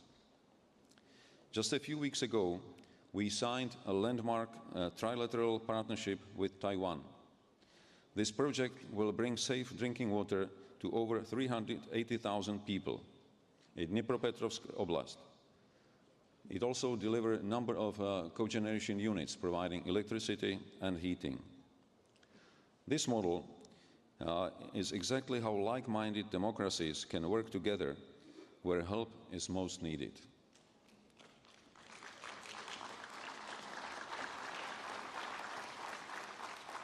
We are also leading efforts in healthcare reconstructions. Through the EU's Ukraine facility, 2 Czech programs have been selected under the investment pillar, one to modernize 6 hospitals across Ukraine, and another one to support investment in critical infrastructure with a particular focus on the energy sector. Since the war began, Czechia has welcomed hundreds of thousands of Ukrainians into our society. Over 53,000 children have been integrated into our elementary schools. We have trained bilingual assistants, psychologists, and teachers to help make this transition work. Over 7,000 Ukrainian students are now enrolled in Czech universities. We are working with Ukrainian partners to develop joint academic programs in key areas such as cybersecurity, energy, environment, and public finances. We also offer targeted support for teacher training and trauma care, drawing on Czech experience in mental health and post-crisis recovery. These efforts are not temporary. They are part of a lasting investment in the skills and confidence Ukraine will need to recover. To end with, I wish to reiterate that the Central Europeans know what it means to miss an opportunity, to be denied a place in the reconstruction of our own continent. This is why it is so important to make sure that Ukraine does not suffer the same fate. Ukraine's recovery is not just about rebuilding the country. It is a strategic investment in Europe's future, in our stability, and in the credibility of what we stand for. Much has already begun, but the scale of the task demands that we stay focused, stay ambitious, and move forward together. Thank you.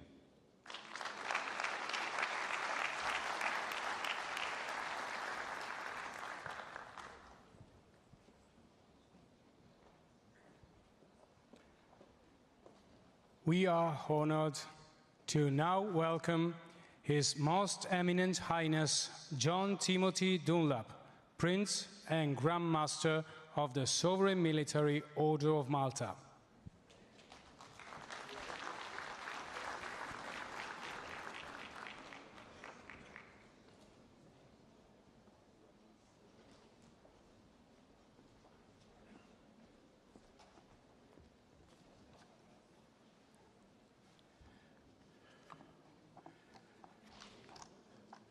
Your Excellencies, ladies and gentlemen, I'm honored to address on behalf of the Sovereign Order of Malta this most distinguished audience.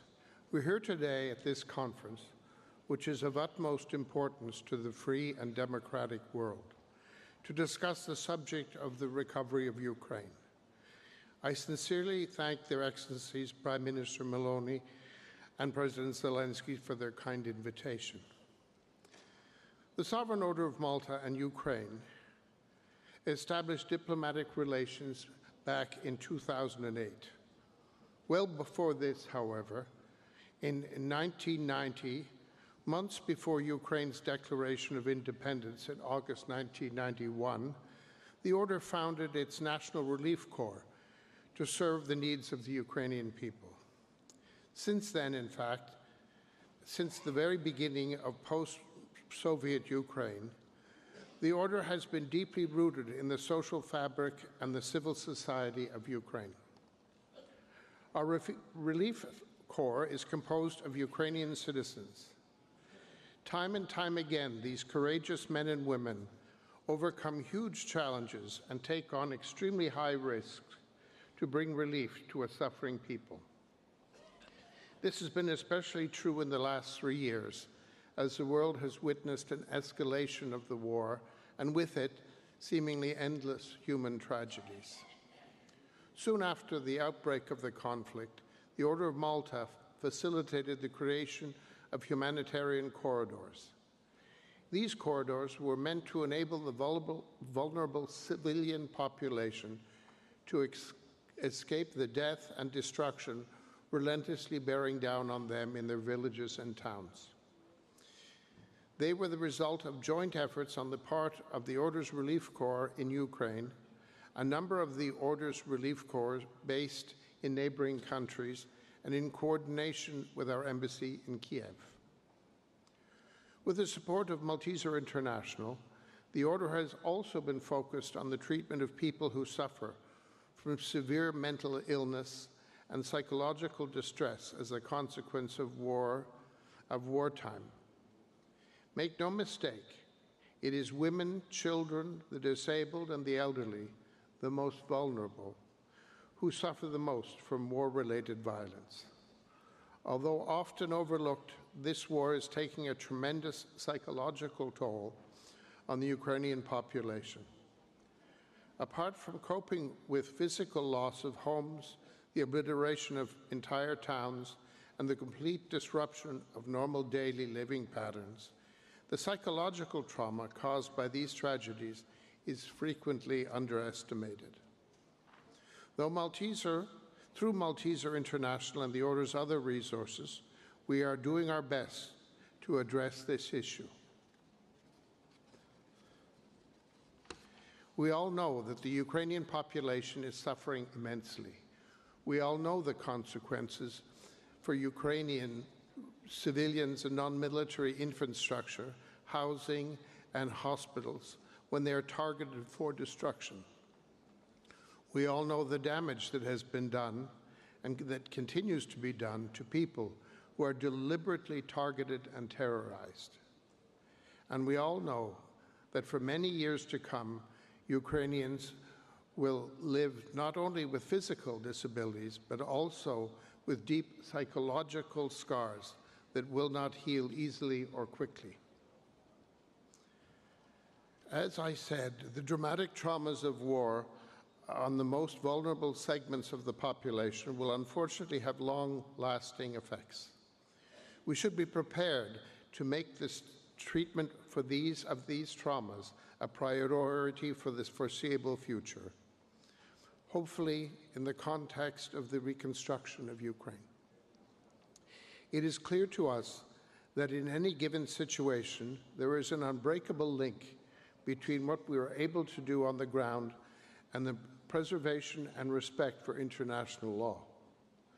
Without the protective umbrella of international law, which particularly, especially the principles of rules that govern international humanitarian law, our crisis and relief work would be dangerously exposed to opponents. As such, let me make the position of the Order of Malta absolutely clear in this regard. We appealed to the provisions of international humanitarian law and declare that the deliberate targeting of civilians and relief operators, as well as the planned destruction of social services and infrastructure, are totally unacceptable. No effort should be spared to reaffirm the imperatives of international humanitarian law and the principles protecting human lives and dignity in all circumstances. In light of the above, the Order of Malta firmly believes that the conflict in Ukraine should end as soon as possible and that the war and devastation should give way to diplomacy and negotiation. I commend the organizers for having included the human dimension in this fundamental component of this conference and one of the cornerstones of recovery and reconstruction of Ukraine. With respect to the human dimension of the war, we believe that there are several critical areas that should be of the highest priority. These are the conditions of orphans and children, the need for ensuring the best and most comprehensive treatment of those left physically disabled, and the recognition and treatment of many psychological wounds that this tragic war has caused. Bring a just end to this conflict, an end that is based on international humanitarian principles, is a priority for everyone here today. I can assure you that the Order of Malta will continue to work toward this goal of supporting international law and international humanitarian law by deploying its resources on the ground and by lifting up its voice for an international prayer for peace. Thank you very much.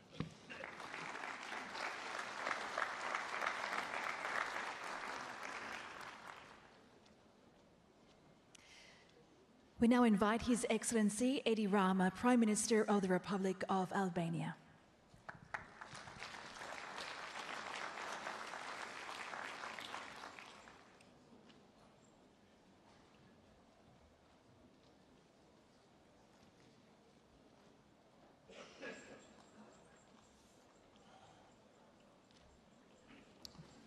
Well, I promise to be atypically short.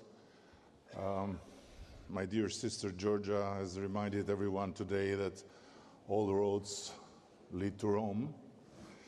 And dear Antonio, it has been a great experience, the joyful, chaotic, and peaceful crossroads you organized here to show everyone that there is no safer place than Italy, where all security and protocol divisions are meaningless.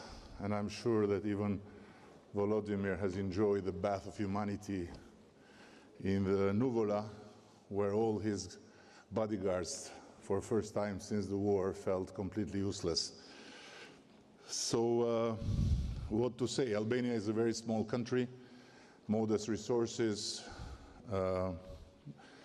no power to change much in the battlefield, but we have been and we will be together with Italy and the European friends and partners whenever and wherever Ukraine will need us to be.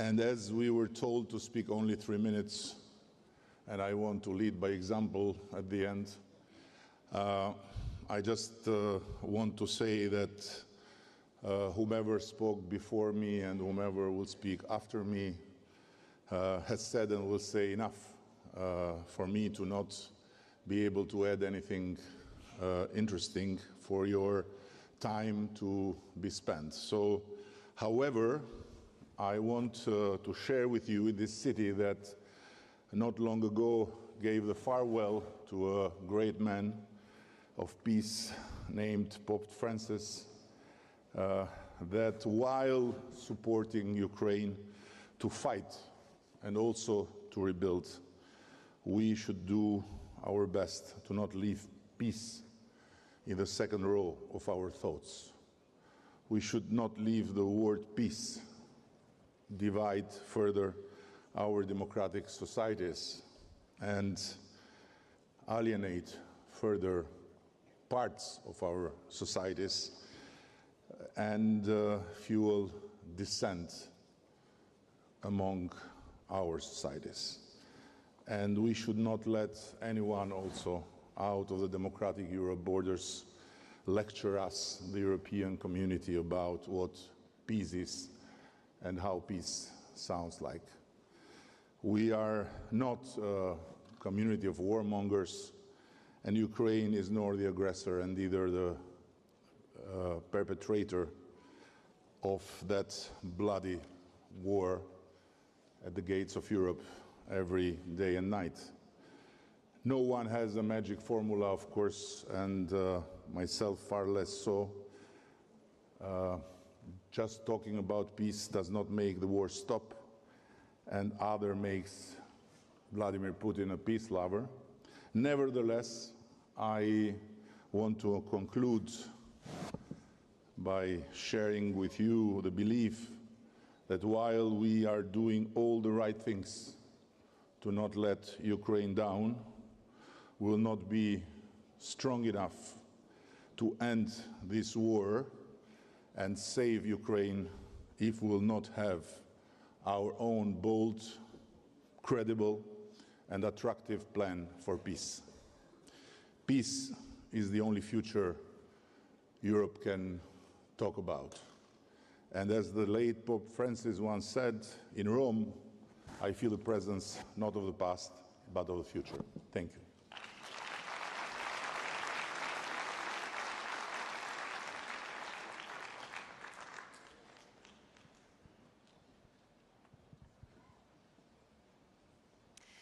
We're now pleased to welcome His Excellency Dick Schoof, Prime Minister of the Kingdom of the Netherlands.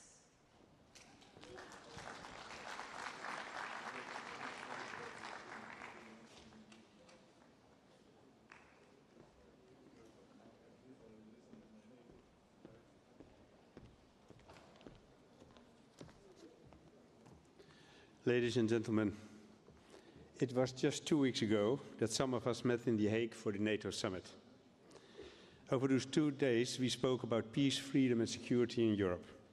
And more importantly, we spoke about our commitment to supporting Ukraine, because their security is key for our security.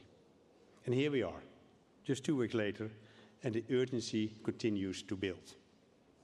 On a daily basis, we see Russia attacking civilian targets, killing and wounding people throughout Ukraine. The images are horrific. They bolster us in our conviction that our support for Ukraine is now more critical than ever.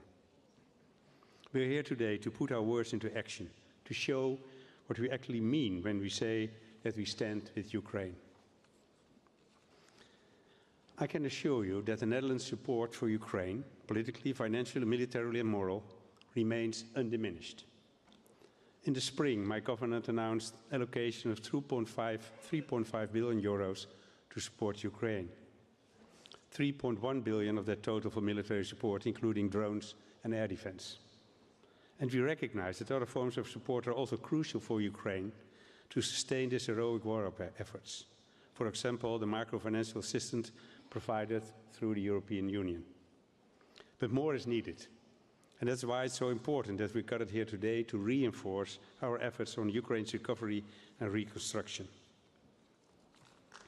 Today, I can announce that the Netherlands will provide a new non-military support package to Ukraine amounting to €150 million for 2026, of which €30 million is for the Ukraine Partnership Facility. This facility supports just businesses and organizations that are interested in working on Ukraine's recovery and reconstruction. What's more, the Netherlands will also provide an additional €52 million non-military support for 2025. These funds are intended to urgent repairs to Ukraine's energy and drinking water infrastructure. The winter may seem a long way off, but we need to prepare during summertime.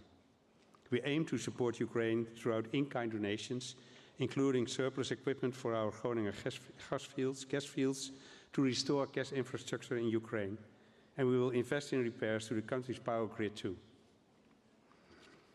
In addition, I'm delighted to announce that the Netherlands is also allocating €20 million to Ukraine's cyber resilience. This support will help Ukraine prevent cyber attacks, allowing it better protect government IT systems and mitigate cyber incidents quickly and effectively.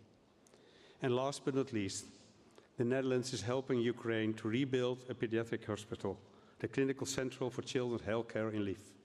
In partnership with our Princess Maxima Center, this modern healthcare facility focuses on life-saving care for children in the field of neuro-oncology. And we believe it's crucial to ensure continuity of care for children who are not only faced with war, but also affected by life-threatening disease. This reflects our strong commitment to supporting the Ukrainian people and bolstering its economy. We will do our part, and we trust others will do the same, now and in the future, just as we promised 2 weeks ago. Thank you.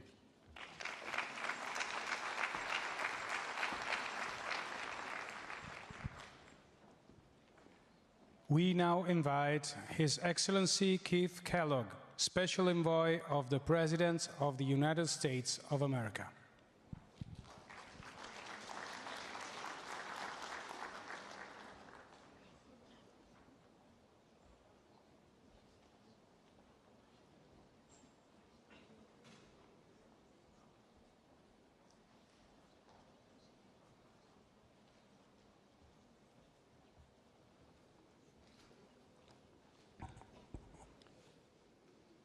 Good afternoon.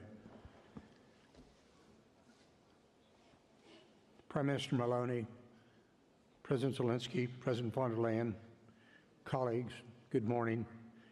It's an honor to be with you today and this week. I've been here all morning, and before we get a little bit further, I would like to say a comment was made by the great Chancellor of Germany, Chancellor Merz, to Donald J. Trump, and he said it in my native language, which is English, to Donald J. Trump: stay with us and stay the course. Auf Deutsch, wir sind hier. In German, we are here.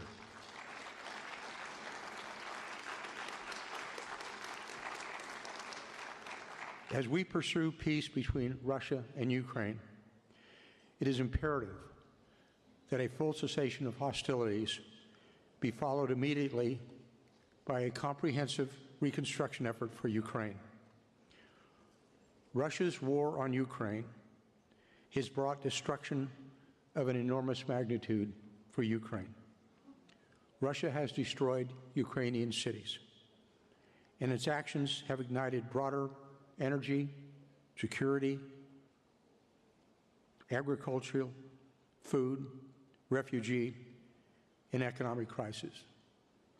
The attacks just this past week in their enormity are simply horrific.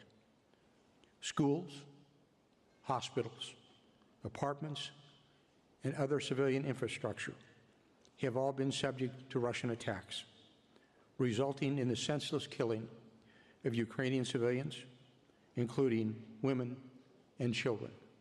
This must stop.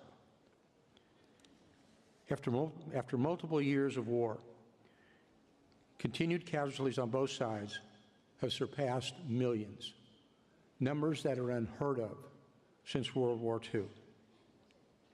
This level of death and destruction, again not seen since World War II, is a guiding motivation behind President Trump's mandate to achieve peace in this deadly conflict, a just peace. The destruction caused by the war is also why the United States is partnering with Ukraine to see a full restoration of this nation following a peace settlement.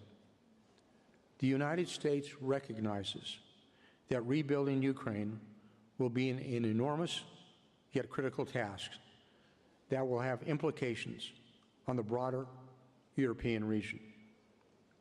We also recognize that the reconstruction of Ukraine goes well beyond just rebuilding the physical infrastructure of Ukraine, as it entails addressing the social and economic impacts of the war as well.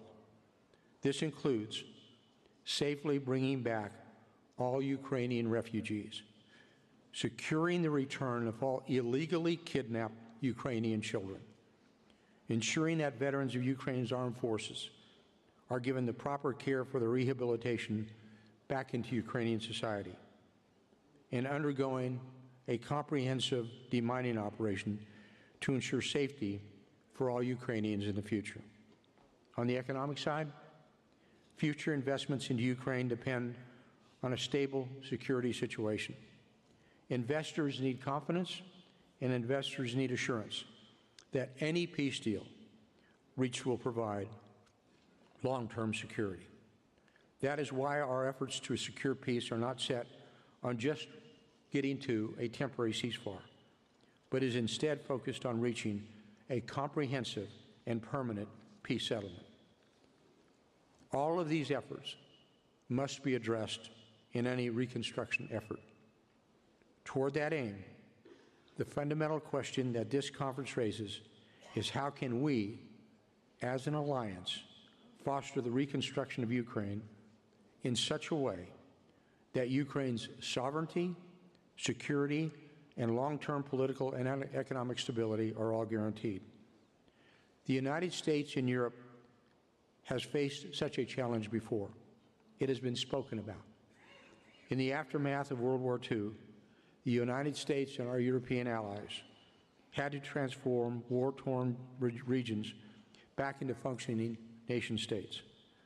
We can see the success of such efforts, most notably with the European Recovery Plan, known to us as the Marshall Plan.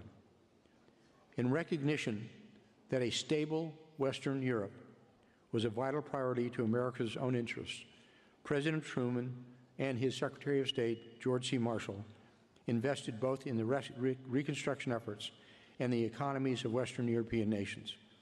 This paved the way for economic partnerships between the United States and European nations that are still active today.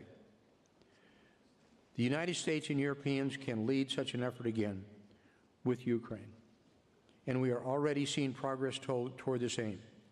The Economic Partnership Agreement, as well as the Reconstruction Investment Fund, recently signed between the United States and Ukraine, highlights the strengthening partnership between our two nations and resembles the very key tenets of the Marshall Plan that led to the restoration of Europe decades ago.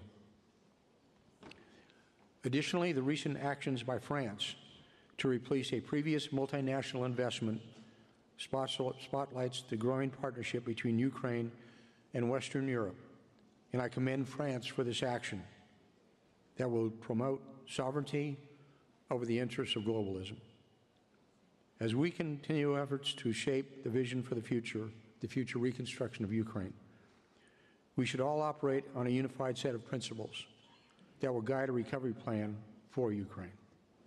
I would offer to you today that a central tenet of any Ukraine reconstruction effort be based on the preservation of nation-state sovereignty and democratic rule by the people of Ukraine. In the United States, the opening line of our Constitution is, "We the people."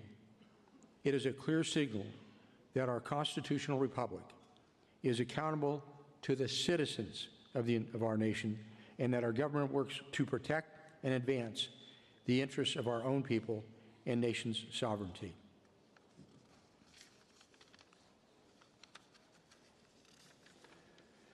I raised the issue of national sovereignty and democratic system of governance today in the context of the reconstruction of Ukraine. Because in times when nations must rebuild and recover from devastation, nations are uniquely vulnerable. Historically, we have witnessed war-torn nations becoming victims to the interests of external actors during a reconstruction phase. We saw this in the Reconstruction era following the wars in Iraq and the wars in Afghanistan, as outside corporations and entities exploited the vulnerability of these war-torn countries and their interim governments for profit. There is also a political vulnerability that nations face during times of reconstruction, as building a nation back from devastation and destruction ultimately prevents a choice of which a pathway a country will choose. Each of the nations represented here today have faced such political vulnerability. As nations work to rebuild and recover from the economic and political hardships caused by even the recent COVID-19 pandemic, an international effort known as Build Back Better, that initiative came to prominence within the multilateral bodies of the United Nations, World Health Organization, World Economic Forum, and across other nations. The idea behind this initiative was that since a global event eroded our normal political and economic systems, there was an opportunity to build back new systems of governance. These previous initiatives that continue today introduced a different system of global governments, such as the advancement of sustainment and sustainable development goals. It advanced across nation states the stakeholder capitalism model, which empowers multinational firms to influence the social and political systems for citizens of sovereign-born and sovereign nation states outside of a normal democratic process through environmental, social, governance investing, commonly known today as ESG investing. It has also initiated broader transformational digital transformation of society where technocracy supersedes or overcomes citizens' rights. In building back from hardship, each of these proposals are the empowerment of an unelected multilateral body and global governance models that are further removed from the rights and interests of the citizens of sovereign nation states. I reference these examples today because the same initiatives have been recommended for the reconstruction of Ukraine, presenting a choice of how Ukraine will rebuild its society. Therefore, as we build Ukraine back from devastation and destruction, it is a critical time of choosing. It's a time of choosing for the Ukrainian people and her international partners, of which we are all a part. Which type of nation will Ukraine be built back to? In its 2018 address to the United Nations General Assembly, President Trump remarked that, quote, "Around the world, responsible nations must defend against threats to sovereignty, not just from global governance, but also from other new forms of coercion and domination," end quote. It is this same principle that I encourage today for Ukraine and Ukraine's partners to uphold in our efforts to rebuild a sovereign Ukraine. Namely, that we prioritize reconstruction efforts that will empower local governments, foster entrepreneurship amongst the Ukrainian people in a free market economy, and promote accountable decision-making through duly elected government. These efforts will help ensure a sovereign Ukraine, which prioritizes a system of checks and balances, transparency, and the democratic rule of law. Thank you all for being here, and I look forward to hearing from the leaders represented here today and the rest of the conference. Thank you very much.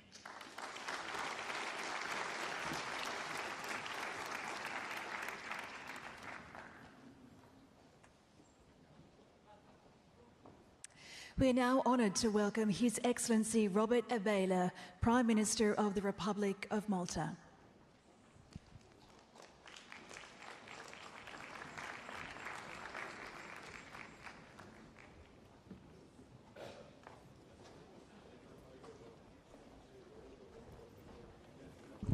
Good afternoon to all. Excellencies, distinguished guests. I would like, first of all, to congratulate Italy and Ukraine for the successful organization of this conference. Colleagues, more than 1,200 days have passed since Russia's illegal invasion of Ukraine. And yet, despite Ukraine's clear readiness for peace and the efforts of the United States and others to secure a ceasefire, Russia continues its relentless attacks on the Ukrainian people, their homes, and civilian infrastructure.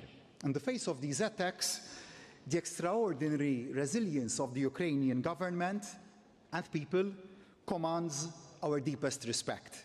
Your strength continues to inspire our collective commitment to peace and to Ukraine's recovery. Malta stands firmly with Ukraine in this vital endeavor. Malta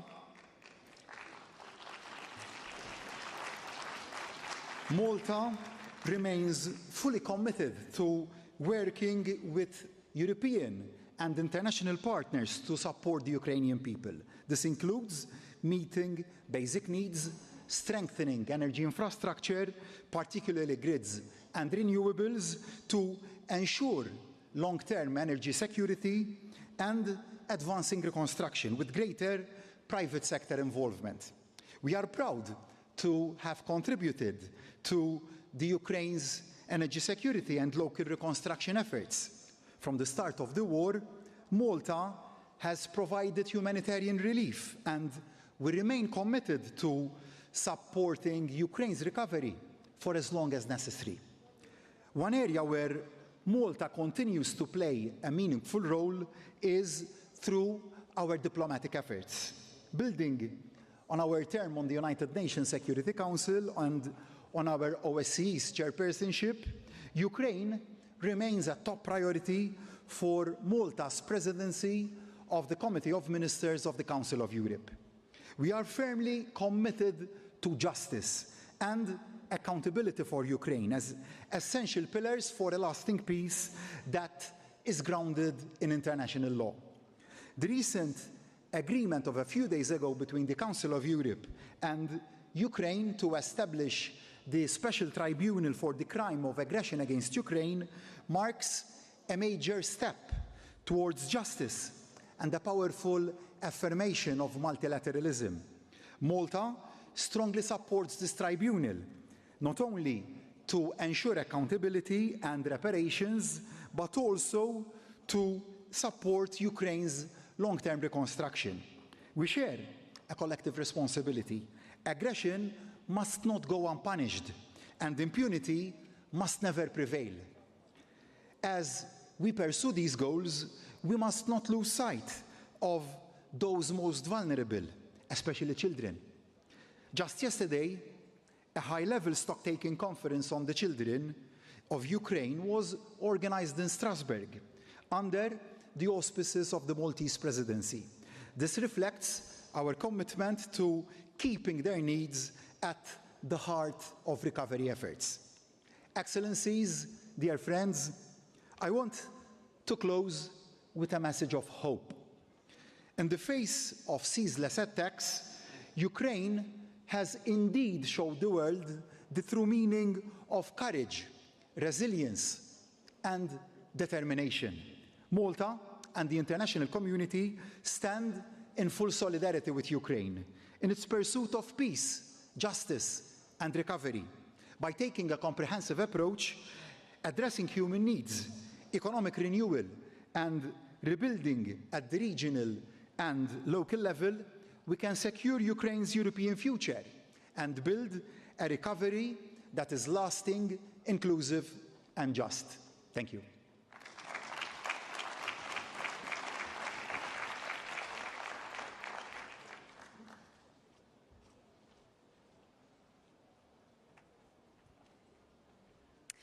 It is now a pleasure to invite His Excellency Kyriakos Mitsotakis, Prime Minister of the Hellenic Republic.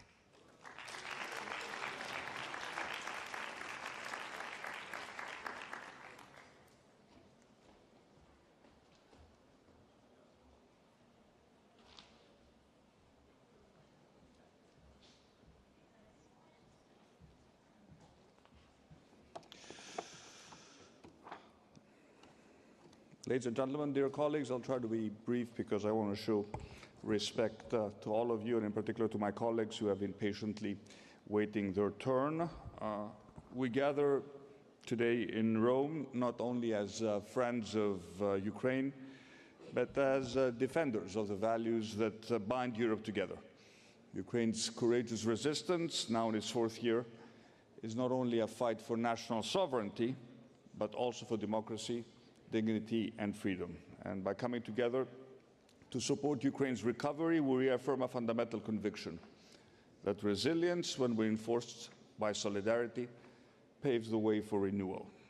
Greece stands firmly with the people of Ukraine, and our message is clear and consistent from the very beginning of this atrocious war. Borders cannot be changed by force, and aggression must never be rewarded. And we must increase our collective pressure on Russia with the aim of securing a just ceasefire, ultimately a fair and lasting peace, and one that respects Ukraine's territorial integrity and its European future. And I commend Italy for hosting this important conference. Over the past 3 years, the Ukraine recovery conferences have shown what we can achieve when we act together. But the road ahead requires greater coordination, and it certainly requires stronger commitment, both in Europe and globally. Ukraine needs a long-term reconstruction strategy, one that reflects the scale of destruction and the depth of the sacrifice that the Ukrainian people have made. The 4 focus areas today, business, human capital, regional recovery, and EU integration, are interlinked pillars of this success. Progress in each demands both ownership by Ukraine and cooperation amongst partners. Despite the immense hardship the country has to endure, Ukraine has demonstrated remarkable macroeconomic resilience, as well as adapting to the demanding prerequisites of the EU accession process. At the European level, we have been steadfast in our support to Ukraine, and the Ukraine facility remains a vital instrument in the reconstruction effort. It must be backed by the necessary resources and the necessary political will. However, we know that public funding is not enough. We must bring the private sector fully on board in this reconstruction effort, and this means creating the right conditions, mitigating risk, providing guarantees, building strong and transparent institutions that investors can trust. And only through these synergies between states, institutions, and businesses across borders can we lay the foundations for a resilient and prosperous Ukraine. Greece is particularly focused on southern Ukraine, and especially the city of Odesa, a city which has deep historical ties to my country and is a strategic hub of importance in the Black Sea. Greece is committed to supporting its recovery and future, and we see southern Ukraine as a vital link between the Black Sea, southeastern Europe, and the Mediterranean. As I recently emphasized in Odessa, we envision a strategic connectivity corridor between the Greek port of Alexandroupoli and the city of Odessa, integrating energy, transport, and trade, a project that serves both Ukraine's recovery and Europe's broader energy and economic resilience. Together with our partners in the region, we are already contributing, helping to advance Ukraine's energy security through the vital vertical corridor, a critical infrastructure project with significant potential. Greek companies are represented here today as stepping forward, exploring partnerships in key sectors, from clean and green energy to infrastructure, health services, logistics, maritime transport, and defense. In all this, our goal is clear: to contribute meaningfully to the rapid, tangible reconstruction of a free, sovereign, and democratic Ukraine. As our countries did after the war, my country was ravaged not only by the Second World War, but also by a civil war, and we managed to rebuild ourselves with significant American assistance at the time. And I commend the comments that I heard from the American representative that Europe and the United States will stand hand in hand, not only in securing the vital peace, but also in building a free and prosperous Ukraine. Thank you.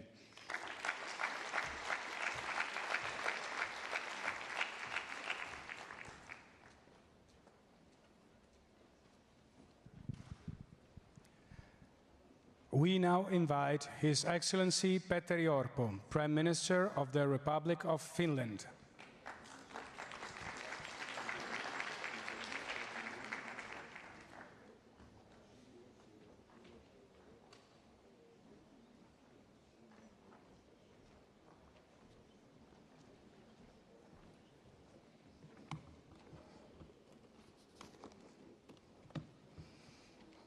Dear colleagues, ladies and gentlemen, let me first thank Prime Minister Georgia and President Zelensky for organizing this conference.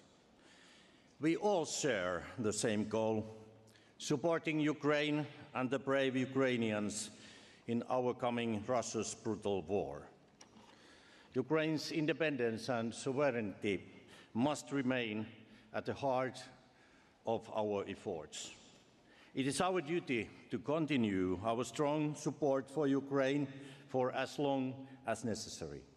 You can in this regard. We have today published our country program for development cooperation in this regard.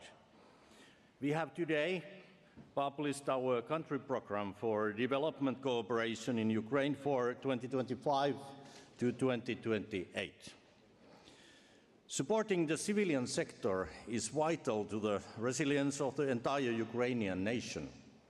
I saw this with my own eyes when visiting Kyiv a little over a month ago. Despite the ongoing war, Ukrainians have set their sights on the future, embracing hope and the promise of reconstruction. This vision goes beyond simply repairing the damage caused by the war. Reconstruction is not only a process of recovery, but a powerful opportunity for renewal.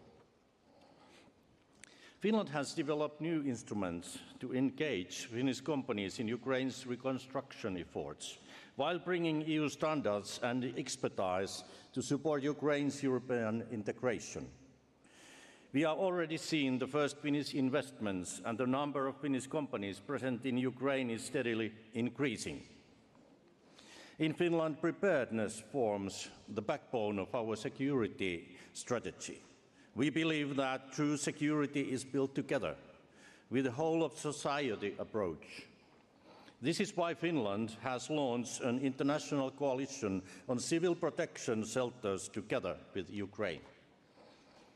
Ukraine aims to build more than 10,000 new civil defense shelters over the next 10 years. The shelter coalition will coordinate international support for building a sustainable, scalable, and resilient civil protection shelter system aligned with Ukraine's national objectives. And I welcome all interested partners to join the coalition through the European Union's Ukraine facility. Despite the war, Ukraine is making steady progress on its European path. We, members of the European Union, must respond with unity and clear commitment to Ukraine's future in the European Union. That is where Ukraine belongs. Thank you.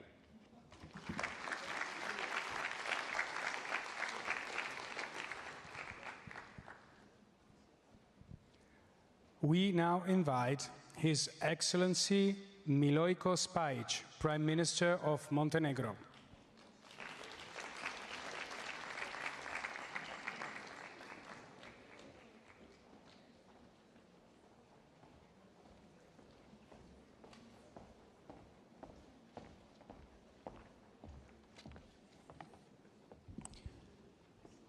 Your Excellencies, ladies and gentlemen, today in the eternal city of Rome, we gather to reaffirm our shared commitment.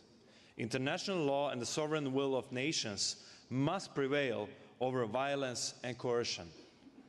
Democratic values are the foundation of the modern world, and the democratic world cannot and will not tolerate the reckless act of aggression against the sovereign and internationally recognized state.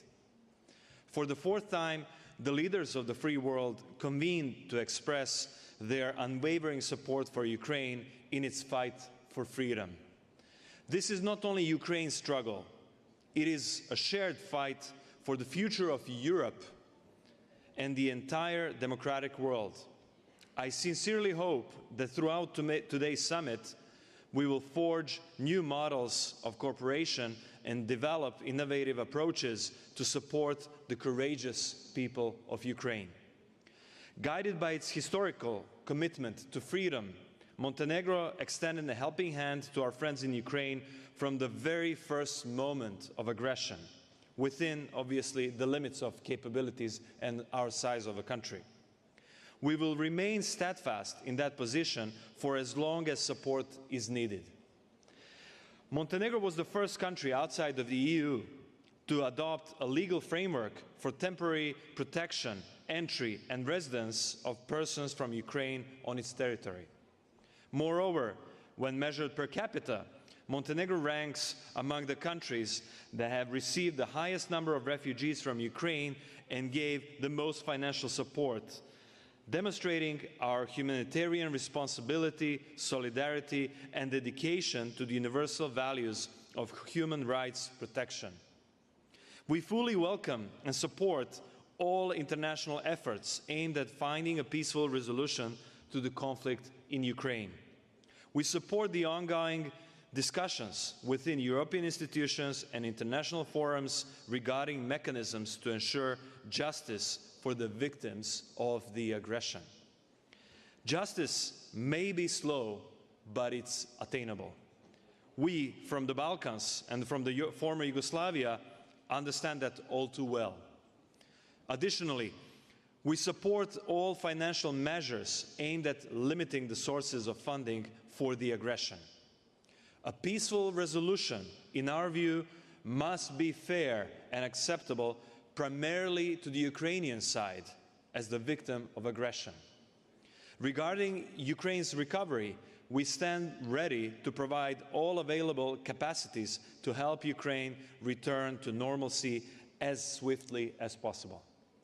Distinguished colleagues, with hope for a swift return to peace, I wish us all a productive conference, one that delivers real solutions and brings Ukraine closer to the peaceful, prosperous future its people deserve.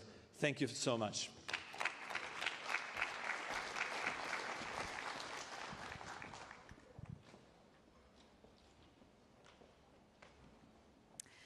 We are honoured to now invite His Excellency Christian Michal, Prime Minister of the Republic of Estonia.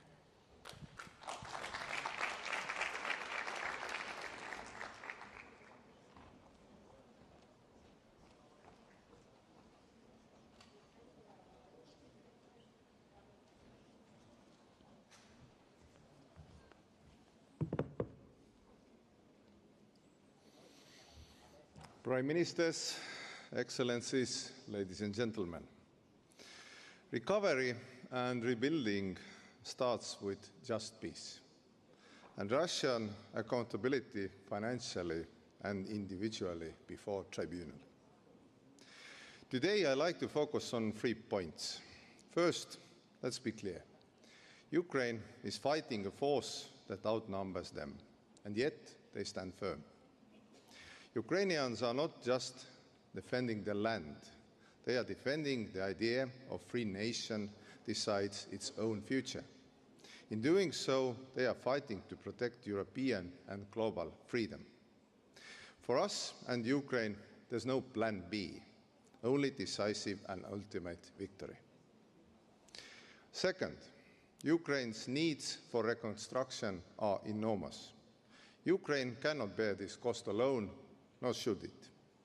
Our message has been crystal clear. Russia must pay for the damages it has caused. And we already have the source, frozen Russian assets. At the same time, I urge all allies to step up, pledge more, and deliver faster. And third, Estonia leads by example. Since day one, we have made our choice and supported Ukraine. Estonia is the world's largest supporter per capita, contributing 2.6% of our GDP to Ukraine. Recovery takes more than money, it needs coordination. That is why we launched the Tallinn mechanism, co-funded the IT Coalition for Military Assistance and strengthened civilian cybersecurity. Estonian experience shows that the reconstruction is possible already during the war. Our cooperation in the Žitomer Oblast, from modern family homes to smarter social systems, proves that investing in people matters. We all deliver hope. We have a lot more to share from our reform experience, including in digital and governance. And at the same time, we have a lot to learn from Ukraine's resilience and courage. Together, we can help Ukraine win the war, rebuild its country, become a member of EU and NATO. And to seal this commitment, Estonia, together with our Ukrainian friends, will host Ukraine Recovery Conference in 2027. And we invite you all, governments, businesses, everybody, to join us in Tallinn. Thank you.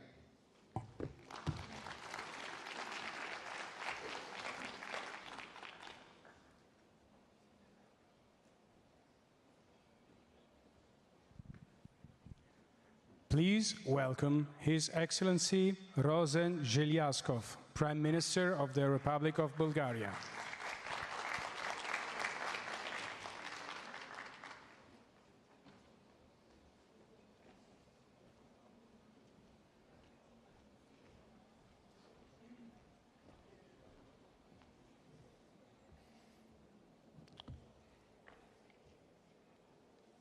Your Excellencies, dear colleagues, dear Commissioner, today I'm very pleased and grateful for have the opportunity to participate in this conference. Every one of you knows this proverb, si vis pacem para bellum. I think that the outcome of this conference is the new proverb, si vis pacem para pacem. That means if we want peace, we have to be prepared for the peace. The scale of devastation in Ukraine is immense, with the total cost of reconstruction and recovery over the next decade nearly 3 times Ukrainian GDP. Our collective commitment is to help Ukraine not just rebuild, but to build back better, creating a truly modern and resilient nation that is deeply integrated into the European future based on the following pillars. Firstly, restoring critical infrastructure with immediate priorities to repair the energy system, transport links and essential services like water and sanitation. Bulgaria is prepared to assist Ukraine in this endeavor. As one of only 2 EU member states with a Black Sea coastline, Bulgaria holds a significant responsibility opportunity to shape Black Sea policy within the European framework. Bulgaria is strategically positioned to coordinate cross-sectoral recovery initiatives encompassing areas such as energy, navigation and port security, climate resilience, hydrology and marine biology. The new EU strategic approach for a secure, prosperous and resilient Black Sea region comes at a critical moment. It offers a platform to integrate economic, environmental and defense cooperation among EU member states and regional partners, including Ukraine, Turkey and Georgia. Improving connectivity in our region requires investment and in train links and road transport as a means of promoting intermodality. A direct rail link between Odesa in Black Sea and Alexandroupolis on the Aegean will shorten transit times and open up additional opportunities for Ukraine's export. Secondly, as far as energy connectivity is concerned, I'm pleased to announce that at the end of May, the construction of the vertical gas corridor was officially launched. This key project will facilitate the transmission of gas in a south to north direction, thereby strengthening Ukraine's energy security. Bulgarian business have significant potential to contribute to the post-war recovery of Ukraine. It's essential to establish an attractive, transparent and predictable business environment to unlock the vast potential of both domestic and foreign investment. We commend Ukraine's continuous efforts to enhance the rule of law and combat corruption, as these reforms are essential for building investor confidence and ensuring that every euro and every dollar invested generates maximum impact. To ensure that Ukraine's recovery becomes a true success story, we should anchor it to European integration, as this has proven to be a long-term incentive for both institutional modernization and business growth. And allow me to express my gratitude to Primo Ministro Meloni that gave the opportunity in this conference to show us the luce nel tunnel. Grazie.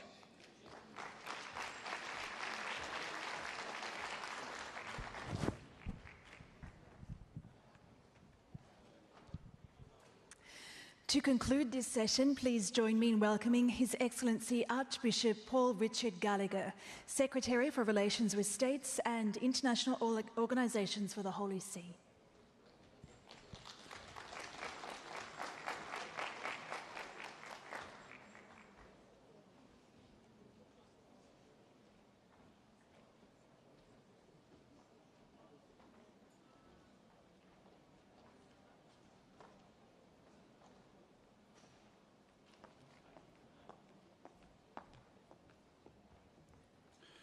Your Excellencies, distinguished representatives and delegates, ladies and gentlemen, dear friends of Ukraine. On behalf of the Holy See, I would like to express my gratitude to Italy for hosting this conference. After Lugano, London and Berlin, the journey now continues in Rome, the city from which the late Pope Francis and now Pope Leo XIV have repeatedly raised their voices for peace and in defense of the dignity of every human person. The Holy See is convinced that material reconstruction will only be successful if it is accomplished by an authentic rebuilding of the human and spiritual fabric of the country. From the beginning of the conflict and up to date, ecclesial solidarity has been expressed in various initiatives. Here I will mention just a few examples. The Bambino Gesù Children's Hospital has provided medical care to approximately 3,000 Ukrainian children. Caritas Ukraine and Caritas Spes have reached over 4 million people with food aid, emergency housing and psychosocial support. The Office of Papal Charities coordinated more than 260 truck convoys of basic necessities to various cities. The humanitarian aid provided by Caritas and the other Catholic organizations can be estimated at over 500 million euros. Rebuilding, first of all, means mending hearts, relationships and trust. In light of this, we propose some paths for a truly integral reconstruction. The person at the center.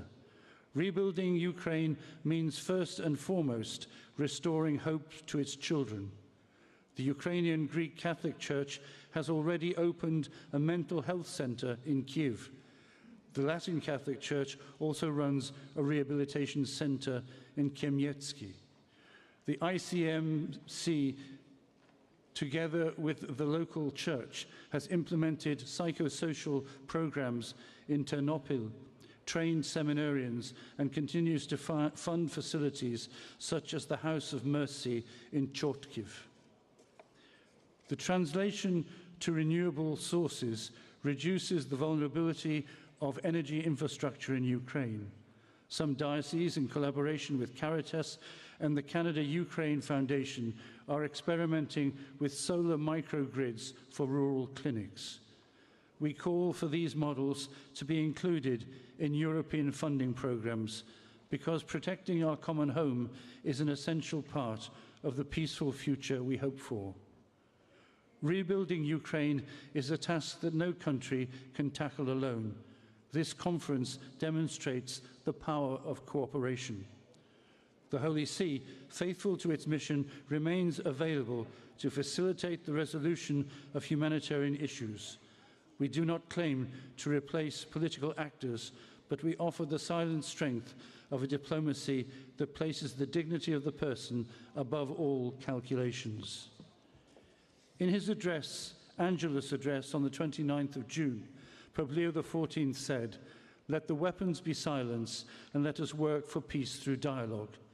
Today, let us allow these words of the Pope to guide our commitment. Let us ensure that this Ukraine Recovery Conference becomes a concrete sign of hope, capable of lifting the heart of Ukraine. Together, let us restore dignity, rebuild communities, and lay solid foundations for a future of peace and prosperity. And I thank you for your attention.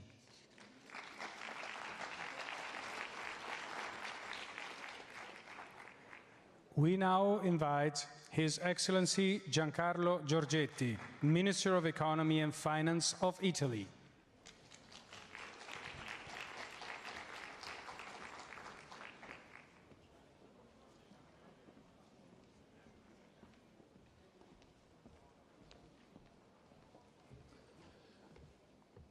Gentili partecipanti, stimati oratori, signore e signori, è un grande onore per me incontrarvi qui a Roma in occasione della conferenza sulla ricostruzione dell'Ucraina e voglio iniziare con un saluto particolare ai partecipanti di quella che sarà la sessione finanziaria a cui non potrò partecipare, dovendo partecipare ai lavori del Senato concomitanti, e in particolare il Ministro delle Finanze dell'Ucraina, Sergei Marchenko, e il Ministro delle Finanze del Canada, François-Philippe Champagne, Presidente di turno del G7, oltre che ovviamente al Commissario europeo Valdis Dombrovskis, a Nadia Calvino, Presidente della Banca degli Investimenti Europea, e Odile Renaud-Bassot, Presidente della Banca Europea per la Ricostruzione e lo Sviluppo, Carlo Monticelli, Governatore della Banca di Sviluppo del Consiglio d'Europa, e il Direttore Generale delle Operazioni per l'Ucraina del Gruppo Banca Mondiale, Anna Biger. Vorrei inoltre esprimere il mio personale apprezzamento al collega ucraino Sergei Marchenko, che ha dato costantemente prova di eccezionale dedizione e leadership nell'affrontare le sfide senza precedenti che si sono succedute a partire dall'inizio dell'invasione russa sul territorio ucraino. Ci tengo inoltre a veicolare un messaggio di solidarietà e ammirazione per il popolo ucraino, un popolo coraggioso e determinato nel difendere il proprio territorio e soprattutto la propria identità. Vorrei che il nostro comune e indiscusso impegno a favore della ripresa e la ricostruzione dell'Ucraina si traduca in un importante messaggio di speranza per il presente e fondamento di futura prosperità. Il protrarsi di questo tragico conflitto, d'altra parte, ci costringe a mantenere o addirittura intensificare i nostri sforzi, e questo evento vuole rappresentare l'occasione per mobilitare risorse finanziarie e assistenza tecnica a sostegno della ricostruzione ucraina, ma anche fornire un'importante piattaforma che rafforzi ulteriormente gli scambi e la collaborazione tra tutti gli attori coinvolti. L'Italia ha giocato un ruolo chiave nel lancio dei prestiti HERA, Extraordinary Revenue Acceleration, nel corso della passata presidenza G7. L'iniziativa procede con successo e metterà a disposizione all'incirca 50 miliardi di dollari di nuove risorse per l'Ucraina. La situazione rimane d'altra parte estremamente critica e non possiamo escludere in questa fase la necessità di ulteriori fabbisogni finanziari il prossimo anno. Su questo il G7 e l'Unione Europea continueranno a svolgere un ruolo chiave nel finanziamento dell'economia ucraina. A tal proposito, credo fermamente che una risposta efficace alle necessità di investimento e ricostruzione del Paese debba contare su una combinazione bilanciata tra iniziative bilaterali e multilaterali. E in tale contesto, pertanto, mi sento di ribadire con fermezza il nostro pieno impegno, in collaborazione con le banche multilaterali di sviluppo, alla mobilitazione delle risorse necessarie a sostenere tutti i settori strategici dell'economia ucraina. La ricostruzione del Paese richiederà l'impiego di risorse straordinarie da parte del settore pubblico, privato, nazionale e internazionale e, non ultima, l'azione coordinata di tutti gli attori rilevanti. Ed è pertanto con estremo piacere che sono lieto di annunciare che il Ministero dell'Economia e delle Finanze italiano intende partecipare a un accordo con l'Ucraina, G2G, per l'ammontare di 50 milioni di euro. Tale finanziamento consentirà l'acquisto di beni e servizi ritenuti essenziali alla ricostruzione. L'obiettivo di tale iniziativa è quello di contribuire alle necessità più pressanti del Paese e allo stesso tempo dare sostegno alle eccellenze italiane nei settori nei quali sono in grado di offrire esperienza e soluzioni di qualità. Inoltre, nostra intenzione è contribuire con 100 milioni di euro al programma ERA, Economic Resilience Action, EFC, da parte del gruppo Banca Mondiale. E questo testimonia la nostra volontà di rafforzare la capacità di EFC a sostegno dello sviluppo del settore privato ucraino. Obiettivo questo perfettamente in linea con quelli alla base dell'intera conferenza di oggi. Ho anche il piacere di annunciare un ulteriore contributo di 10 milioni di euro per la realizzazione di un progetto BERS nel settore agroalimentare. Il programma ha lo scopo di modernizzare l'industria agroalimentare ucraina, facilitandone al contempo l'integrazione nelle catene di valore globali. Voglio sottolineare che tutte queste iniziative verranno finanziate con nuove risorse a dono, con la chiara intenzione di non pesare ulteriormente sul bilancio pubblico ucraino.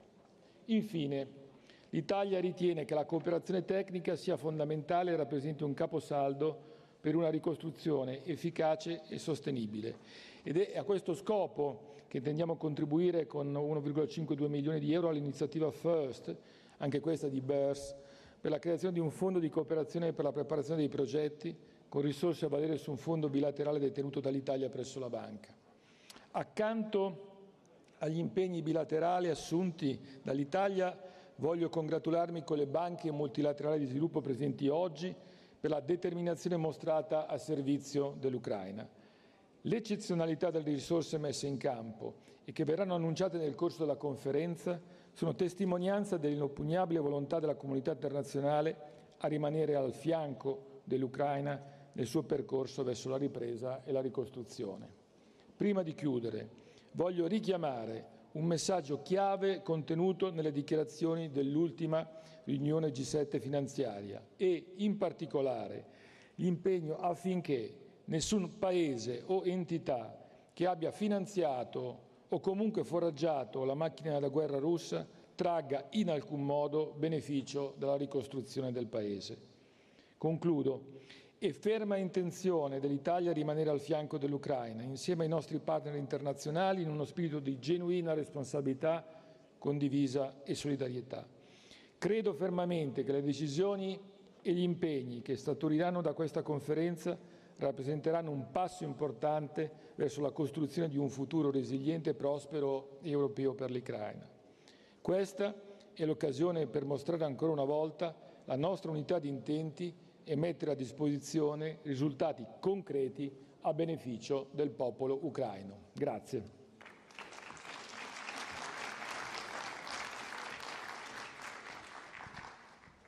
We now begin the third plenary session, which marks the official opening of the Recovery Forum. To open the session, we now invite Her Excellency Yulia Sviridenko, First Vice Prime Minister and Minister of Economy of Ukraine.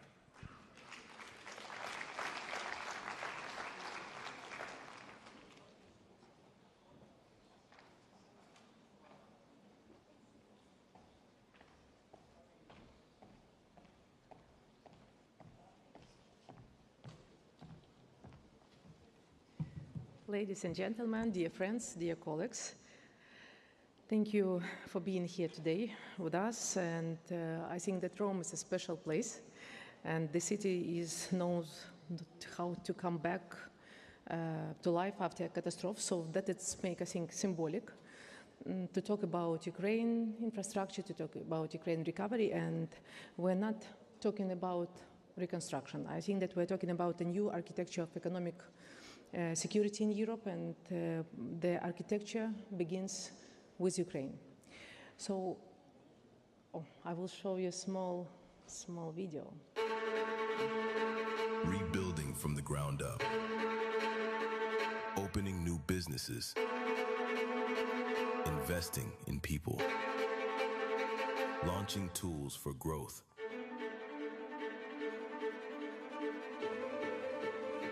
Risk mitigation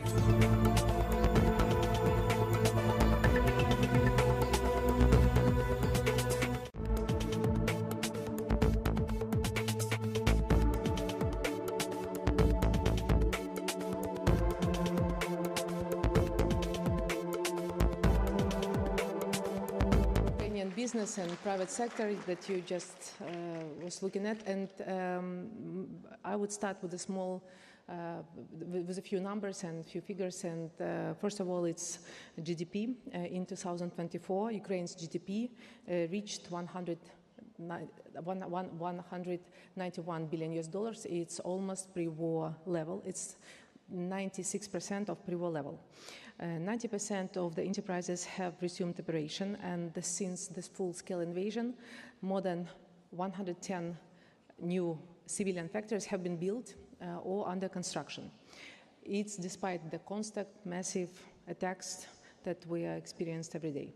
So Ukraine shows remarkable resilience. Our focus for 2026 to 2028 is stable annual growth, or above 5%. In 2024, we secured over 41 billion in external financing, mostly concessional loans, but also grants from the United States, Japan, South Korea. And despite the war, Ukraine is holding firm and creating new opportunities for businesses. First, our economy is staying strong. Second one is we understand perfectly well that reconstruction opens massive investment potential. More than 500 billion in investment needs have been identified. As we move toward greater stability, risks are decreasing. The government and international partners are working on effective guarantees to protect investment. And the third one, of course, is EU integration. And Ukraine is on a steady path toward EU integration membership. This means access to the market with 450 million consumers. And we already completed key reforms to align our economy with EU standards. Ukraine already offers a full set of infrastructure, of incentives for investors. Among them is industrial parks that are providing tax and custom incentives. We're also providing different types of granting money, of loans. We update our PPP legislation and streamline procedures. Now we're very focused on training and retraining Ukrainian workers, and these tools are already delivering results. Last year, 3 large projects with over 12 million euro in investment each received 30% capex reimbursement from the state. So also we have a great mechanism. I'm very grateful to the European Commission, to our friends for the Ukraine investment framework.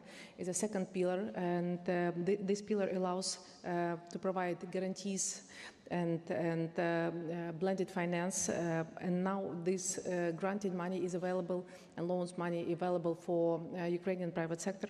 So 1.4 billion is already available in supporting the first projects, including Galnaftogaz, Astarta, Data Volia Group. At URC today we're going to sign additional 2.3 billion in new guarantees and grants, which could help to unlock up to 10 billion euro in total financing. These funds support, first of all, for SMEs. We understand perfectly well that SMEs is a backbone of our economy. This finance would help to unlock the investment in infrastructure and industrial investment. Also to set a strategy and to provide you information about the projects that are the top priority for Ukrainian government, we set up a single project pipeline. So now it consists of 800 public infrastructure projects.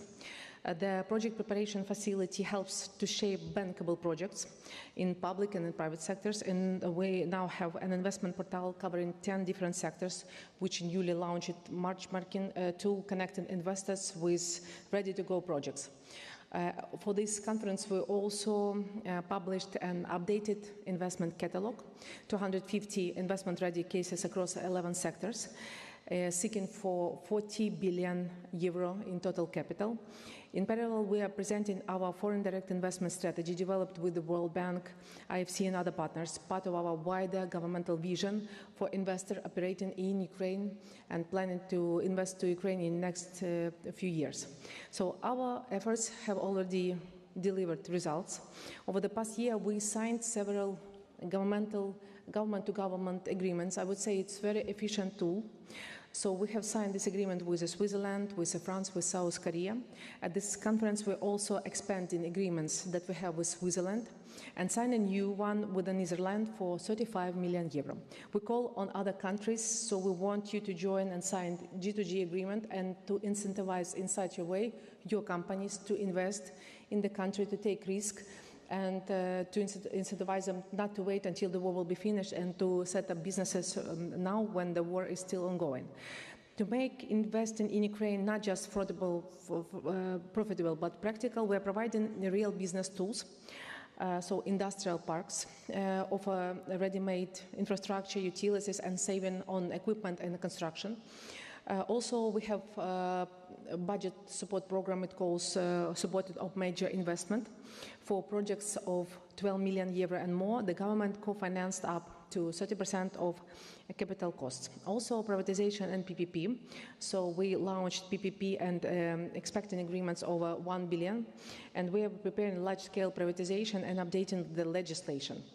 And of course, war risk insurance, today provided by MIGA, by DFC, by Ukrainian insurance company, and 15 foreign export credit agency. And at the screen you might see the most promising areas from our perspective. And Ukraine aims to build a modern, resilient energy system. Key opportunity includes renewables, smart grids, energy storage, and transmission upgrades. If we speak about agri-food, of course, we are focusing on added value production. Investors are welcome in food processing, packaging, storage, and cold logistics for export. In transport and logistics, so we reoriented supply chain. Ukraine prioritized investment in rail, in ports infrastructure, in logistic hubs, in intermodal terminals. And of course, IT and digitalization. Ukraine's IT sector remains very strong. And opportunity exists in GovTech and cybersecurity and AI in FinTech, and of course, defense and critical raw materials. Defense is we're scaling up our defense production, and now we are a well-known country that can produce drones, vehicles, and repairs. There's demand for a co-production, tech transfer, and supply chain integration. And of course, I want you to invite to our URC business fair to witness Ukraine's transformation. The National Pavilion includes 3 main components. Invest in Ukraine, so over 250 projects across 11 sectors.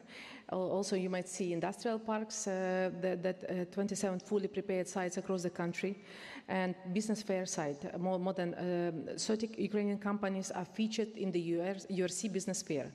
So I am welcoming you to visit a business fair and to see by own Ukrainian business. And I think that actually it's our greatest value. It's Ukrainian skilled people and Ukrainian business that are actually the symbol of resilience for us. So Ukrainian Pavilion is a dynamic multimedia space that can provide you and showcase to you investment opportunities, industrial parks, human capital, and key initiative from Ukrainian government. So investing in Ukraine, it's not just about the profit.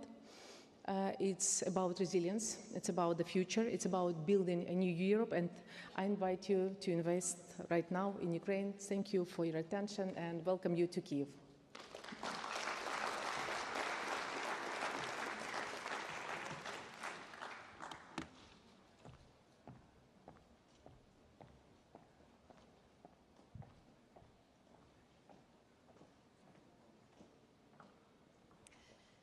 We're now pleased to welcome Her Excellency Marta Kos, European Commissioner for Enlargement.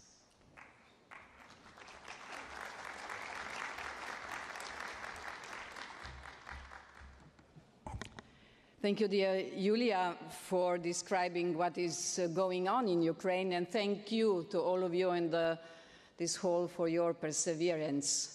Still be here with us. We will prevail. We will rebuild a strong, modern Ukraine at home in Europe. Ladies and gentlemen, this sums up what I heard from many Ukrainians in the months leading up to this conference. Ukraine is going through a very difficult time, but you, Ukrainians, you never surrender. Your resilience and your determination are an inspiration to us. Therefore, I'm convinced you will turn also reconstruction into a success. That is why we are here talking about the future. Many companies are here. We are all here talking about the strong, modern Ukraine we want to rebuild. In the past years, we got to know a country with a highly educated and digitally literate workforce, resilient and inventive. All the ingredients are there to unleash a Ukrainian Wirtschaftswunder. German Chancellor was talking about this, an economic miracle for the 21st century. Ukraine has the potential to be a hub in Europe's industrial and digital transitions, leapfrogging towards a modern economy, much like Czechia, Poland, Slovenia, and others did in the past 3 decades. Anyone who has ever met the brilliant young Ukrainian engineers building long-range drones in repurposed factories knows about this potential. In the last few months, I have joined roundtables with business leaders in Paris, in Copenhagen, in Prague, in The Hague. I was impressed by how much European businesses are determined to join the reconstruction effort. In France, I met a company that is planning to rebuild water and waste management system. One of the best in the world is this French company. In the Netherlands, I was told they are putting together clusters of companies so they can bid for large projects together. The needs of Ukraine can only be met if the private sector pulls its weight. Luckily, interest from the EU companies is huge. Last year, the Commission published a call for EU companies interested in investing in Ukraine. The response was immense. We got project proposals worth many billions of euros. They all want to work with us on tailor-made, EU-backed de-risking arrangements. Interest was so strong that the European Commission extended the call until October and widened its scope to also include Ukrainian-based companies. This is a call to action to the business leaders here in the room. We already have some great success stories, so it is not only about the future. Last year, a French investment holding used EU financing to acquire LiveCall, one of Ukraine's mobile operators, and Volia, an internet provider. The 1.5 billion deal was the biggest foreign direct investment in Ukraine in the past 2 decades. This was one of the contracts we announced at last year's conference in Berlin. Today we are signing many more. They will mobilize another 10 billion euro for the reconstruction of Ukraine. One program jointly developed with Czechia will mobilize more than 140 million for the reconstruction and modernization of hospitals across Ukraine. Another new initiative will mobilize 1.5 billion to mitigate risk for large-scale renewable energy investments. Russia's attack on power plants have led to a significant electricity deficit, especially in winter. These projects will help fill the gap. We are also in the process of setting up a new equity flagship fund for Ukraine, as we heard it before from the President Ursula von der Leyen, together with France, Germany, Italy and Poland. But our financial support is only one part of the story. At the same time, we are working with Ukraine to build the structures that are needed to rebuild a strong and modern Ukraine.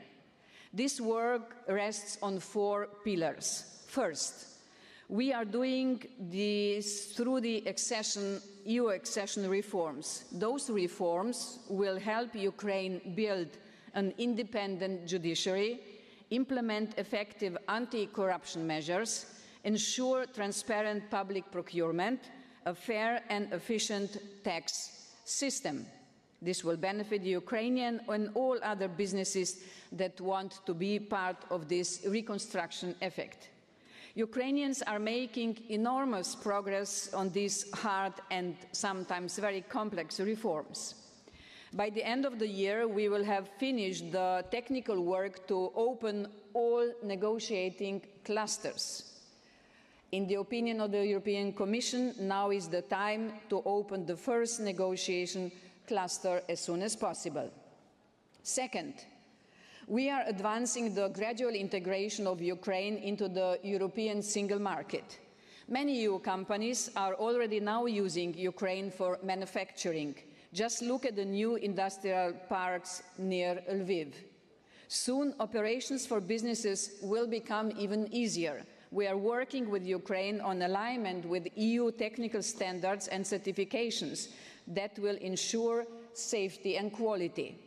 In simple terms, that will mean that many Ukrainian-made products can soon be treated equally to those made in the EU. This will make Ukraine part of Europe-wide value chains. Starting this January, Ukraine will join the EU roaming area, meaning no more extra charges, no more barriers. Ukrainians will call, text, and connect across Europe just like any other EU citizen. This is a sign of belonging, of shared destiny, and of the future we are building together. And this shared future includes our collective security. Ukraine's innovative and fast-scaling defense industry will be essential for a stronger, more integrated European defense industrial base. Under the EU's SAFE instrument, €100 billion loan program for defense investment projects, EU member states can acquire defense technologies and weapon systems from companies established in Ukraine. Many European and Ukrainian businesses are already working to develop cutting-edge defense systems. Denmark, for example, is using a pioneer approach by directly buying Ukrainian-made defense equipment such as Bozdana howitzers and long-range drones for the Ukrainian army. They are doing so using windfall profits from Russian frozen assets. This is speeding up delivery and strengthening Ukraine's domestic defense industry. Thank you, Denmark, for this inventive approach.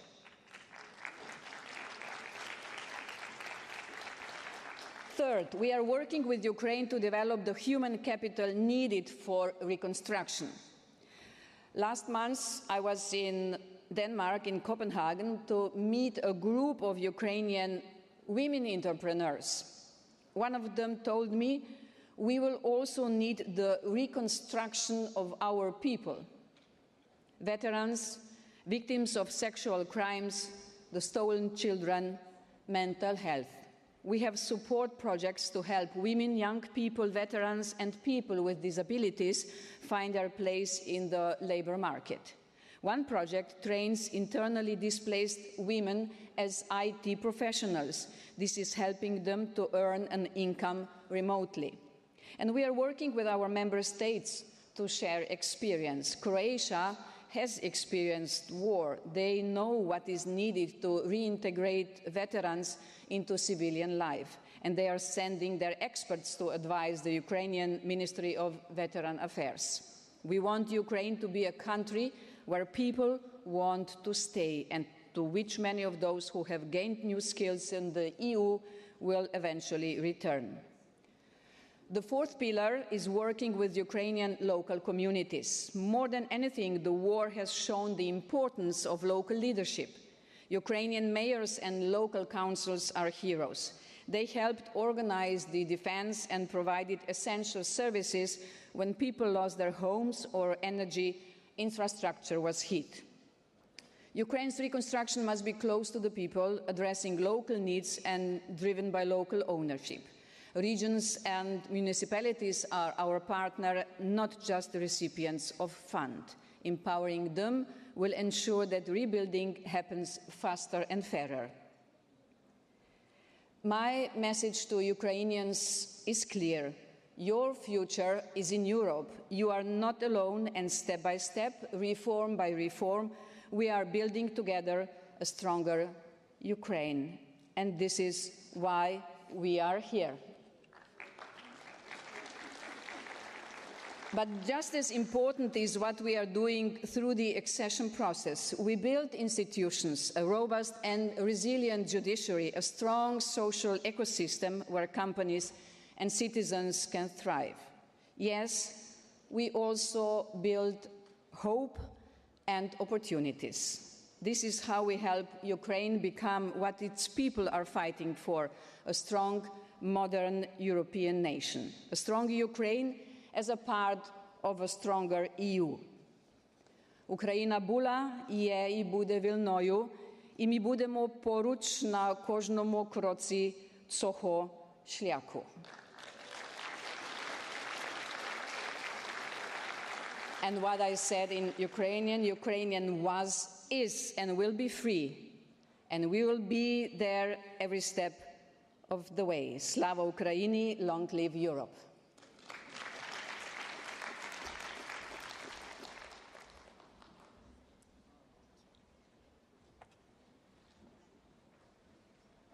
We now invite His Excellency Lars Løkke Rasmussen, Minister of Foreign Affairs of the Kingdom of Denmark.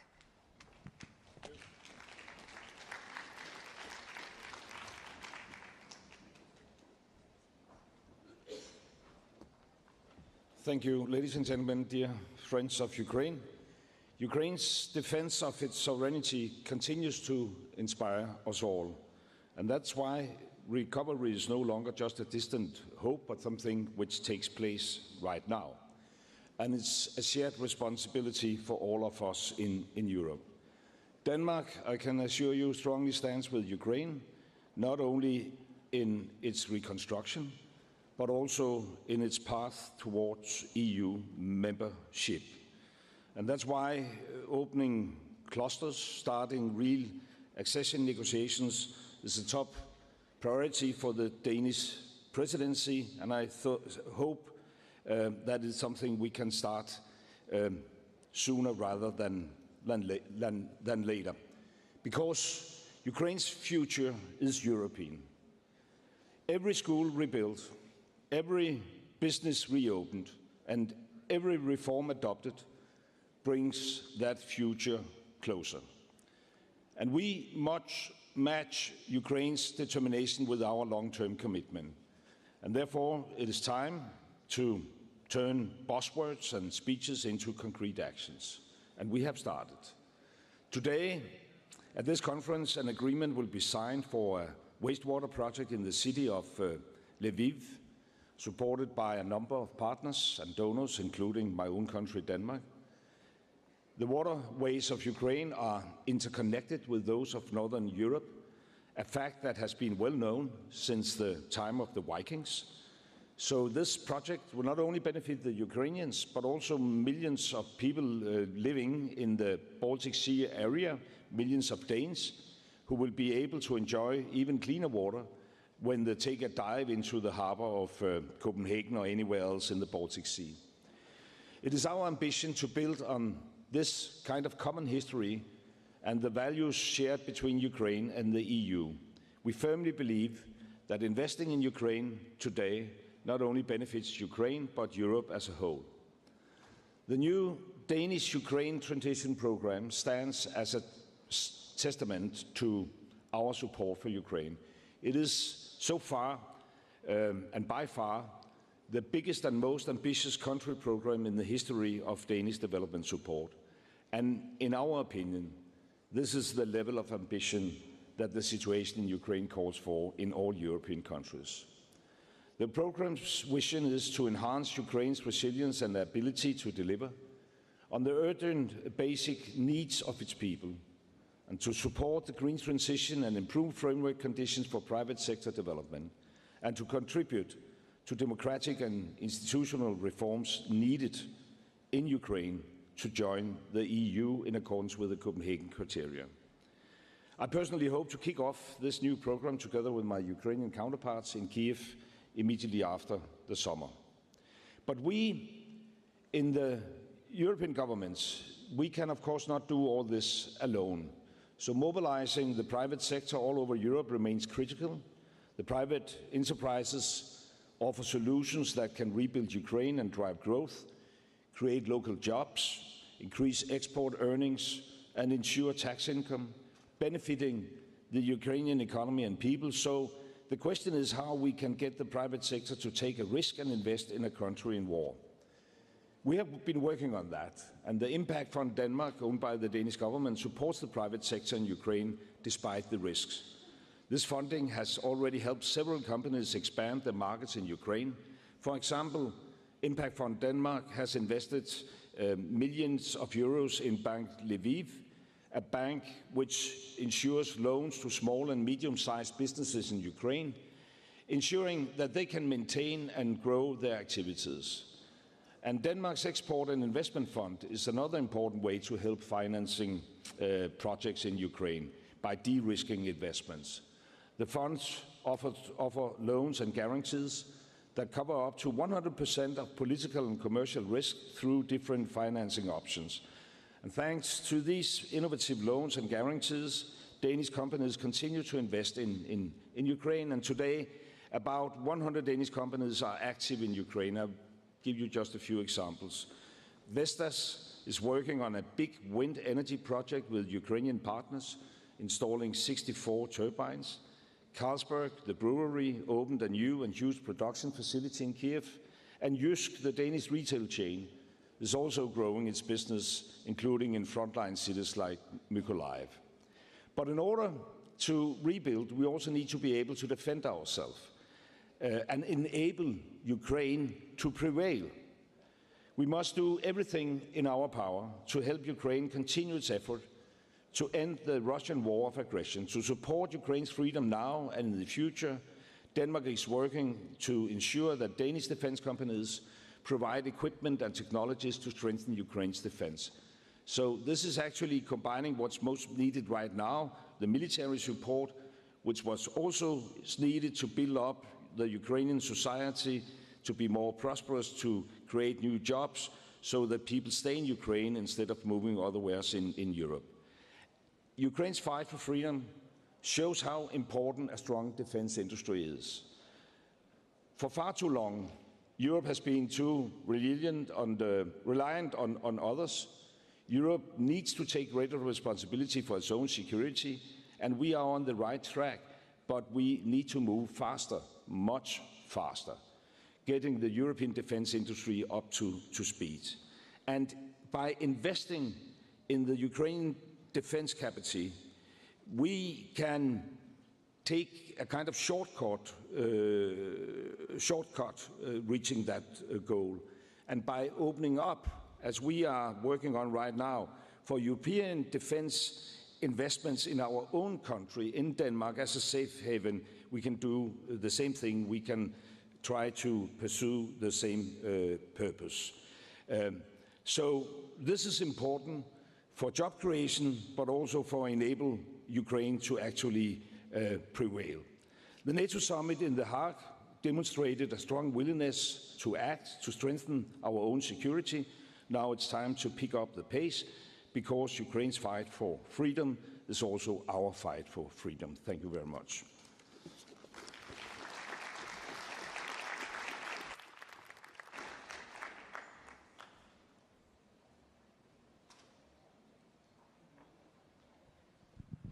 We now invite His Excellency Oleksiy Kuleba, Vice Prime Minister and Minister for Community and Territories Development of Ukraine.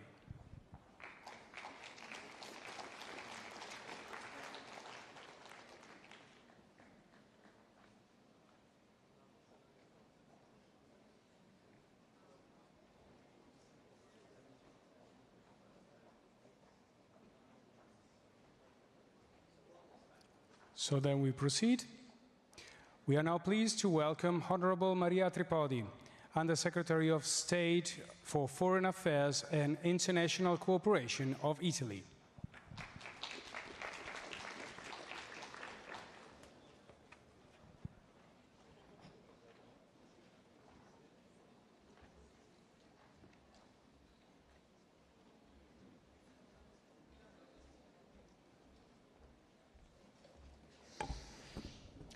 Grazie, buongiorno a tutti, caro Andrei, cara commissaria Marta Kos, cari amici, sono molto onorata di aprire questo nostro panel dedicato al Recovery Forum. Sono molti, come sapete, gli strumenti finanziari e assicurativi che i donatori, inclusa l'Italia, hanno predisposto per incoraggiare le imprese e partecipare ai programmi e ai progetti di ricostruzione. In questi mesi abbiamo coinvolto le autorità locali e regionali, le istituzioni finanziarie internazionali e le banche di sviluppo. Cruciale il ruolo delle imprese e per questo ringrazio il presidente uscente del Business Advisor Council, Christian Branch, e rivolgo i migliori auguri alla nuova presidente Barbara Cimmino. Tra i risultati di questo lavoro voglio citare il nuovo Equity Fund che lanceremo tra poco e che sarà gestito dalle principali banche di sviluppo europee, inclusa la nostra Cassa Depositi e Prestiti, in collaborazione con la Commissione europea. Si chiamerà European Flagship Fund for the Reconstruction e con un valore di 500 milioni di euro darà una grande scossa alla ripresa di un sistema economico dove vi è carenza di capitali privati, grazie a un forte effetto leva. Ma penso anche ad iniziative più strettamente nazionali, come la misura da 300 milioni di euro che abbiamo preparato con la nostra agenzia Simest per sostenere le imprese italiane coinvolte nella ricostruzione dell'Ucraina. A completamento del Recovery Forum abbiamo anche voluto allestire una grande fiera imprenditoriale con gli stand di moltissime aziende ucraine, italiane e internazionali. Questo permetterà ai rappresentanti dei governi locali, alle piccole e medie imprese, ai grandi gruppi di presentarsi e stabilire contatti, oltre a cogliere opportunità commerciali. Questa conferenza, come sapete, è il più grande appuntamento annuale dedicato all'Ucraina e al suo popolo che da più di 3 anni resiste con tenacia alla guerra. Con questo appuntamento vogliamo ribadire una volta di più la vicinanza all'Ucraina e il nostro continuo impegno per una pace giusta e duratura che non può e non deve essere la resa di Kiev. Quello dell'Italia è un forte messaggio di unità in Europa e nel campo occidentale. Un impegno che abbiamo diretto da subito a sostegno della popolazione ucraina e della ripresa che ha superato i 2,5 miliardi di euro. Abbiamo lavorato duramente anche in ambito G7 lo scorso anno, favorendo l'accordo sul prestito da 50 miliardi di dollari garantito dagli asset russi congelati. La ricostruzione del Paese e la sua modernizzazione sono legati a doppio filo al percorso europeo dell'Ucraina, che noi continuiamo a sostenere con assoluta convinzione.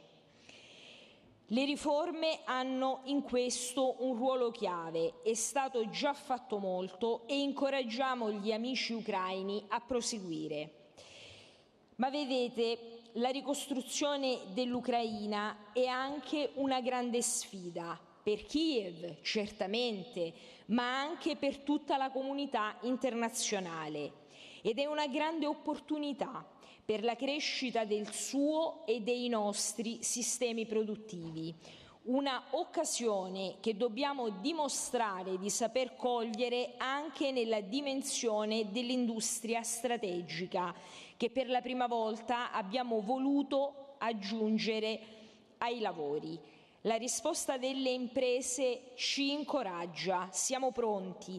Il successo di questa conferenza si misurerà in termini anche di investimenti, contratti e progetti, come hanno ben evidenziato prima di me sia il Presidente del Consiglio Giorgia Meloni che il Ministro degli Affari Esteri Antonio Tajani. Ringrazio ancora una volta le imprese e le banche di sviluppo, nonché le organizzazioni internazionali per il contributo che daranno alla mobilitazione dei capitali privati.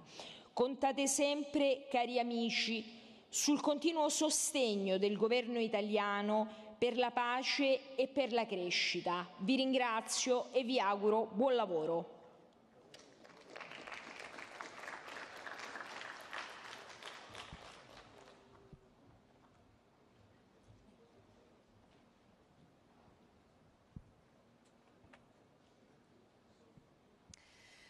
We are now very pleased to welcome Her Excellency Angela Rayner, Deputy Prime Minister and Secretary of State for Housing, Communities and Local Government of the United Kingdom.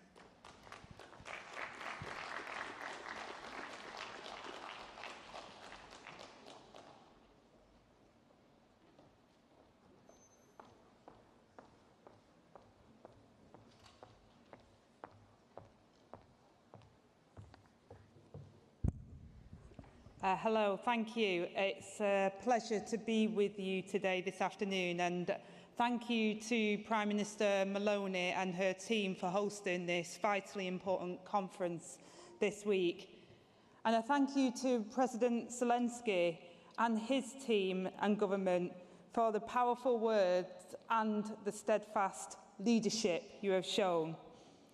Over the past year, we have all witnessed the remarkable resilience of the Ukrainian people in the face of adversity. Your innovation and your skills have transformed into resilience and into tangible progress, meeting the needs of today while building hope for tomorrow. The United Kingdom will continue to stand shoulder to shoulder with Ukraine and our Ukrainian partners and allies during these challenging times, extending the hand of friendship when it is needed most, and walking side by side on the path to victory, recovery and reform. Our 100-year partnership is the foundation of this enduring relationship, one that will last for generations to come. President Zelensky, as part of this commitment, during his recent visit to London, the UK pledged £283 million in assistance to Ukraine for this financial year. This will go towards meeting your humanitarian needs, energy security, stabilisation, reform, recovery and reconstruction. In short, it will help keep Ukraine in the fight and ensure its people have access to vital support. Since the invasion began, the UK's non-military assistance to Ukraine now exceeds £5.3 billion. But this is far more than about money. It's about a vision of a free, sovereign Ukraine that's secure and prosperous. We understand that winning the war and winning the peace are one and the same. And that is why we must act now in partnership to bolster Ukraine's long-term recovery. Now, I see three priorities. First, security and defence, and our support here remains unwavering. Just last month, the UK and Ukraine reached a landmark agreement to share cutting-edge battlefield technology, boosting Ukraine's drone production and linking our defence industry with innovations emerging on the front lines. And today, I signed a £2.5 billion deal to boost Ukraine's air defences, delivering over 5,000 lightweight multi-role missiles to counter drone and missile attacks. These will protect lives and also critical national infrastructure. Alongside this, we continue to help Ukraine maintain its essential public services, freeing up vital resources for the war effort. We must now work together to ensure this support continues for as long as it takes and resources are available to meet the long-term costs of reconstruction. The second priority I'll reflect on is growth. Despite the staggering challenges, Ukraine's economy is growing, and we must harness the power of industry and enterprise. That is why the UK is working with Ukraine and global insurers to scale up risk capital. We're using our financial and legal expertise to reform Ukraine's business, environment and capital markets. Our Tech Bridge initiative is connecting innovators and investors. And since Russia's full-scale invasion, we have delivered 5 defence trade missions to Ukraine. Our third and last shared priority is reform. Ukraine's ambition to transform and modernise is clear. The progress made already is remarkable, with bold steps towards a greener, more sustainable future. The UK has supported the development of Ukraine's National Energy and Climate Plan and helped launch the Green Transition Office. Our Innovate Ukraine partnership on clean energy is helping Ukraine to build and attract private sector investment into the renewable sector. But reform must continue. Greater transparency and accountability will inspire greater investor confidence. Strengthening the rule of law and ensuring that justice for all will keep Ukraine on its European path. These are the values that we're fighting for. And reform must be a true partnership between government, civil society, media and business.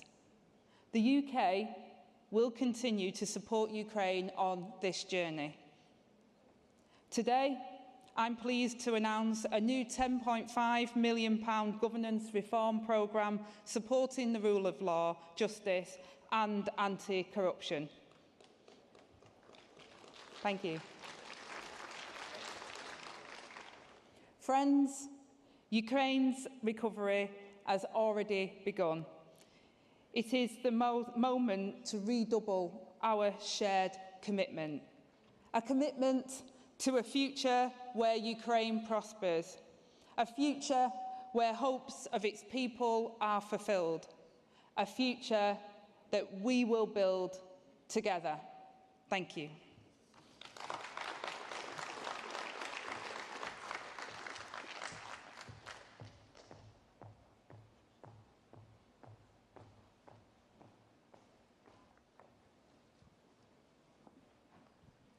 We now invite His Excellency Oleksiy Kuleba, Vice Prime Minister and Minister for Community and Territories Development of Ukraine.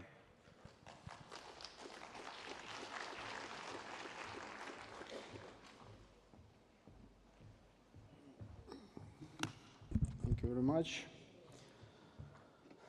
Dear leaders of European countries, dear colleagues, dear friends, esteemed partners and forum participants, recovery in Ukraine is a hot topic today. In London, Lugano and Berlin, we were building partnership and plans. Today in Roma, we're showing already the results of our common recovery. Even during the fourth year of full-scale war, we're rebuilding, building partnership, creation new possibilities. As we are open this recovery forum here in peaceful, beautiful Roma, the shellings in Ukraine and in Kyiv continue. Today was another awful night with a high number of Russian drones and missiles, but with the sunlight, the repair works have begun. So reconstruction across Ukraine is ongoing too. The video that you are about to see today capture this progress, yes, in real time. While installing one of the camera, our production team was caught in a missile strike on port infrastructure. They survived, but 2 port workers did not. This is the daily context in which Ukrainians rebuild under constant threat, yet with unwavering determination. There are over 300,000 damaged objects in Ukraine, and every single day brings new losses, with frontline regions accounting for 17% of the destruction. With destruction at such a scale and frequency, we cannot afford to wait for a ceasefire. That is why we're rebuilding despite the attacks. At this recovery conference, we're not just talking about damages, we're showing results. For example, in Kyiv region, we have restored and rebuilt 75% of damaged objects. There were more than 30,000 items, ranging from residential and social infrastructure to bridges and roads, destroyed, and together with you, with your assistance and help, we rebuilt 75% of them. At the beginning of the full-scale invasion, Russia... And thank you, moreover, Volodymyr and all the colleagues that are here in Rome taking place to this conference. I'm obviously particularly pleased that we take part in this meeting together with Volodymyr and the leaders who are attending to the Ukraine Recovery Conference in Rome. I think it is the numbers of this conference show better than anything else the commitment we all share, not only about achieving peace, but about a future for Ukraine. It's a future of peace, stability, sovereignty. Well, the group has long been discussing our shared commitment to ensuring Ukraine a perspective of peace and security. I believe, obviously, that the Ukraine Recovery Conference is part of this work that we do together, the work that we are doing to enable Kyiv to restart economically and to rebuild what has been destroyed by more than 3 years of senseless war is an integral part of the efforts that we discuss in this table. It is a long-term investment in a future of peace, stability, security, sovereignty, prosperity. Obviously, our efforts are complementary to those of the US administration in building the just and lasting peace which Kyiv has so often shown it desires more than anybody. Western unity, as I've been saying many, many times, is fundamental, and therefore I'm particularly glad that President Trump's special envoy for Ukraine, General Kellogg, and Senators Graham and Blumenthal joined the Ukraine Recovery Conference, but also for the first time this meeting and this table. And I'm quite proud it happens in Rome, so thank you for being here. With these relentless and increasingly massive bombings of civilian targets, Russia, on the contrary, does not show any willingness to make any progress. For this reason, alongside the necessary support to Ukraine, I do agree on the fact that we must also increase pressure on Moscow, so to achieve as soon as possible a ceasefire that will finally make way for diplomacy. This is the debate we are going to do today. But as always, we have to remind that it only can happen thanks to deterrence. It only can happen thanks to deterrence.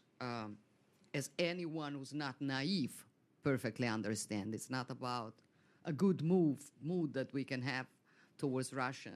It is about what we can do to really make pressure and deterrence.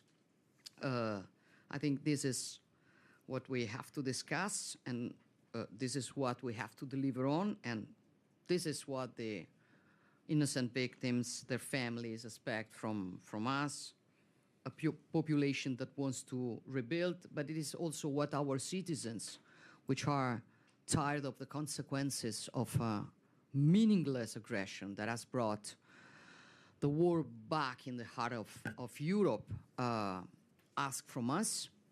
As you know, and as you see with this conference this morning, you can always count on Italy at 360 degrees.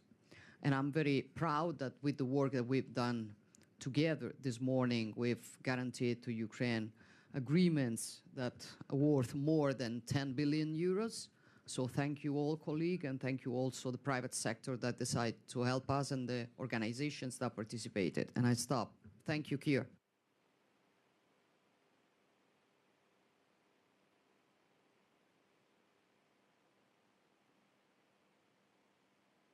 Keir, we don't hear you. Thank you very much, Georgia. Okay. Yeah, thank you very much, Georgia. I was saying, can we bring in Vladimir, who is there right by your side? So, Vladimir, the floor is yours. Thank you so much, dear friends. I'm glad to see you all, of course. Keir, Emmanuel, you're in London today. Georgia, thank you for hosting the coalition in Rome. Thank you so much. And for the conference, for organizing this conference, thank you very much. General Kellogg, Sanders, Graham, and Blumenthal, thank you so much. Georgia already said about it. It's so great that you joined this format, and the first time, thanks to President Trump. And his signals are very, very important, and we count on it. And I'm sure that in the future we will develop the coalition of the willings together. And this is important. We are now, dear friends, in the middle of the year, and the first half has made many things clear. It's now obvious to all partners that Russia is blocking all peace efforts. And it was Putin who rejected the ceasefire proposal, including one brought by the United States. Second, we see that Russia is not only pushing on with attacks at the front and trying to expand the war, but also still putting huge resources into weapons production. Putin is planning to keep fighting, and he's not looking for a way out of this war. Third, our joint pressure has created real strategic problems for Russia. Sanctions are working. And thank you very much. Thanks for all the packages of European Union. Thank you, Antonio. Thank you, Ursula, very much for this. And we very count, and I think we will speak a little bit later with our American friends. We need such strong sanctions from the United States, and because of these sanctions, I think Russia has no good future. But sadly, it still has the ability to keep fighting, and that's why we need to increase the pressure together and make our defense even stronger. And let's focus on that in today's meeting. So I will talk about the Ukrainian soldiers and how to support them. I will talk about weapons, especially drones, how Europe together with Ukraine can produce more, better than Russia. And I will talk about our relations with the United States and defensive capability that only they have, but we need them very much. I think it's in a common interest of the Europe. And of course, I will talk about how we are working on real security guarantees. That what Keir and Emmanuel mentioned already at the very beginning of our meeting. Thank you. And the rest of the details will be shared in a closed format. And thanks to all the leaders who are online, VDC and here, yes, joined in our meeting. Thank you very much, Vladimir. And let's do a bit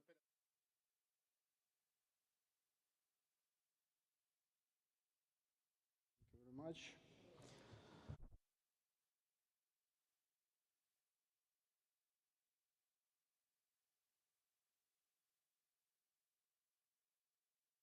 Together such an ambitious Ukraine recovery conference. And I am particularly honored to represent France here today. At a time where Russian drones and missiles keep hitting but civilian targets all over the Ukrainian territory with an unprecedented intensity, it is crucial, more than ever, to showcase our unwavering support to Ukraine. It is crucial to show that we stand with its people. I would like here to express France's deepest respect and admiration for the tenacity of the Ukrainian people that have been fighting such a threat for almost 3.5 years now, and have shown the world how resilient, how courageous, how determined they are. Our support is crucial to the Ukrainian men and women who are bravely defending their country until a just and durable peace is achieved. To that end, we must keep working together, just as we have demonstrated our unity and solidarity since the first day of the Russian aggression. We will stand by our Ukrainian partners. We will favor the emergence of a strong and prosperous Ukraine. We will do everything in our power to ensure security in Europe. First, it is essential to enable Ukraine to sustain its defense efforts, not only to protect its territory, but also to build a credible deterrence posture against Russia. This is why President Macron announced last March a new military aid package. France is also committed to maximizing the pressure against Russia, as it clearly refuses to engage in a credible ceasefire and peace negotiations. The EU 18 sanctions package, the most ambitious since 2022, is an illustration of our collective efforts in this perspective. I repeat it again today. We will stand with Ukraine for as long as it takes. In 2025, our European support will reach an historical amount of more than 30 billion euros. In 2026, the Ukrainian facility of the EU will continue, along with our other partners, to cover Ukraine's financing needs. Second, and this is of course an important topic today, reconstruction. Rebuilding the infrastructure, the economy, is indeed a challenge. France has already been involved in that process through our 2024 Ukrainian Infrastructure Support Fund, thanks to which many projects in many sectors, such as energy, health, or water, already participate to the global movement of supporting Ukrainian people over the long term. I can already announce that we intend to launch another support fund this month. And for the enormous needs of the reconstruction, the European level is also key, and I'm very glad that the President of the Commission, Ursula von der Leyen, announced this morning the private equity fund. Our objective is to enable a swift recovery and long-term reconstruction of Ukraine, which also goes through economic development and EU accession. Thanks to EU funding, our French agencies, and in a genuine Team Europe spirit, will be able to carry out reconstruction actions around three priority pillars: Ukrainian cities and region, civil society, and the private sector. Finally, I would like to highlight the importance of the reform agenda, not only to build Ukraine's European future, but also to attract investors and private companies. As one of the first foreign employers in Ukraine, France's private sector stands ready to take on the long-term challenge of Ukraine's reconstruction. All of our efforts are now concentrating in support of the same objective. Recovery and rebuilding of Ukraine is not only a material matter, it is another step on the path to a free, a secure, and a prosperous Ukraine. Thank you.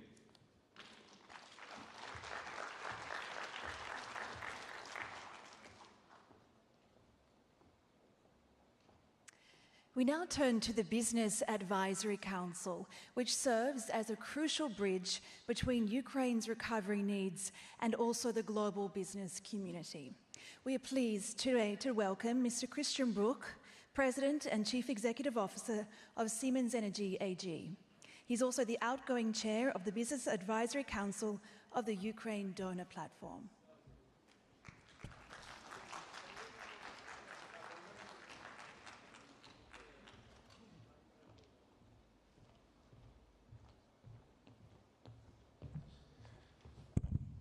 Excellencies, ladies and gentlemen, thank you very much for having me, and good afternoon. As was said before, 1 year ago, the Business Advisory Council was founded at the Ukraine Recovery Conference in Berlin to bring private business closer really into the game and to really foster private investments and business activity. Since then, the Business Advisory Council has grown to a network of 18 senior leaders from countries from the Ukraine Donor Platform, which tie back into their different country business communities and identify the elements which really can support more business activity on very tangible elements and make sure that projects really happen, that we do not talk about ideas, that we do not talk about reports, but that we really, at the end, talk about implemented projects and businesses. I would like just to give a couple of examples what the Business Advisory Council has been tackling throughout the last 12 months. And then these were elements which obviously are related to financing and insurance for projects, infrastructure elements like port infrastructure assessment, power purchase agreement structures, so frameworks, what could be followed, and simple things like business travel guidelines to ensure that business travels also at the current situation can be done in a securest manner and consistently across the different countries. I'm very grateful that over the last 12 months we were able to really bring tangible results also to the recommendation for the Ukraine Donor Platform with a big support of the Ukrainian government. And as a business person, I have to say I'm impressed by the pragmatism which was demonstrated by the Ukrainian government whenever we have risen an issue to resolve. I would like to give one example which will also be discussed here at the conference, which is the war risk insurance, which is obviously instrumental to allow private capital to be invested into the country. And during the last 12 months, roughly 50 global insurance stakeholders have been brought together in workshops. We will sign here on the conference an MOU to structure war risk insurance elements. And I'm extremely grateful also here to the Ukrainian Ministry of Economy to help really to put these type of facilities together. We are not there where I would have liked to be, I clearly say this, but we also see that the recovery of Ukraine is not one bold move. It's a step after step exercise. And it will require politicians and business leaders working very closely together. In that regard, I'm extremely grateful for the support of the Ukraine Donor Platform and the close interaction. Please continue to champion the work which the Business Advisory Council is doing, engage with it in terms of identifying the elements which need to be done to move Ukraine's recovery forward. And to my business or fellow business colleagues and leaders, I really would shout out, it's now the time really to get active in Ukraine. There's massive opportunities and there's a willingness to support from the Ukraine Donor Platform and the Ukrainian government. I have the pleasure now, ahead of year 2, to hand over the chairmanship to Barbara Cimino. I'm very pleased, Barbara, that under your leadership, the Business Advisory Council will continue to develop their activities. Thank you very much, really, for the joint year behind us, and I'm very much looking forward to the year ahead of us and looking forward to the results to come to build business in Ukraine. Thank you very much.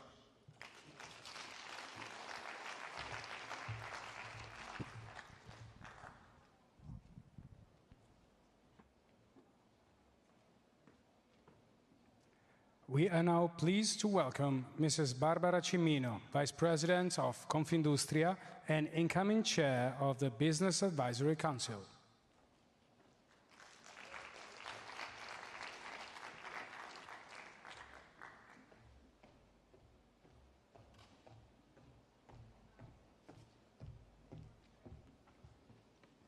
Dear authorities, distinguished guests, there are moments in the history where rebuilding is not just an act of restoration, but is a statement of purpose.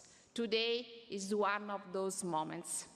It's with deep honor and strong responsibility that I assume the presidency of the Business Advisory Council for Ukraine.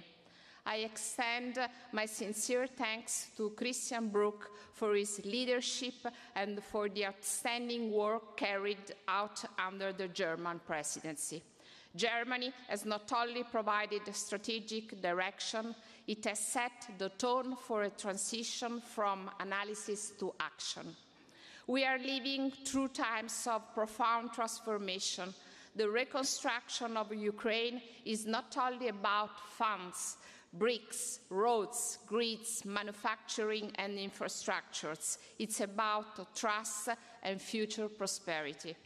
And it's a challenge we are proud to take on as part of Italy's system-wide commitment. As Vice President of Confindustria, I bring to this role the strength of an industrial ecosystem that unites over 200 business associations representing the beating heart of Italy's production system, a system that has already mobilized to support Ukraine with projects, partnerships, and a pragmatic and tangible approach to cooperation.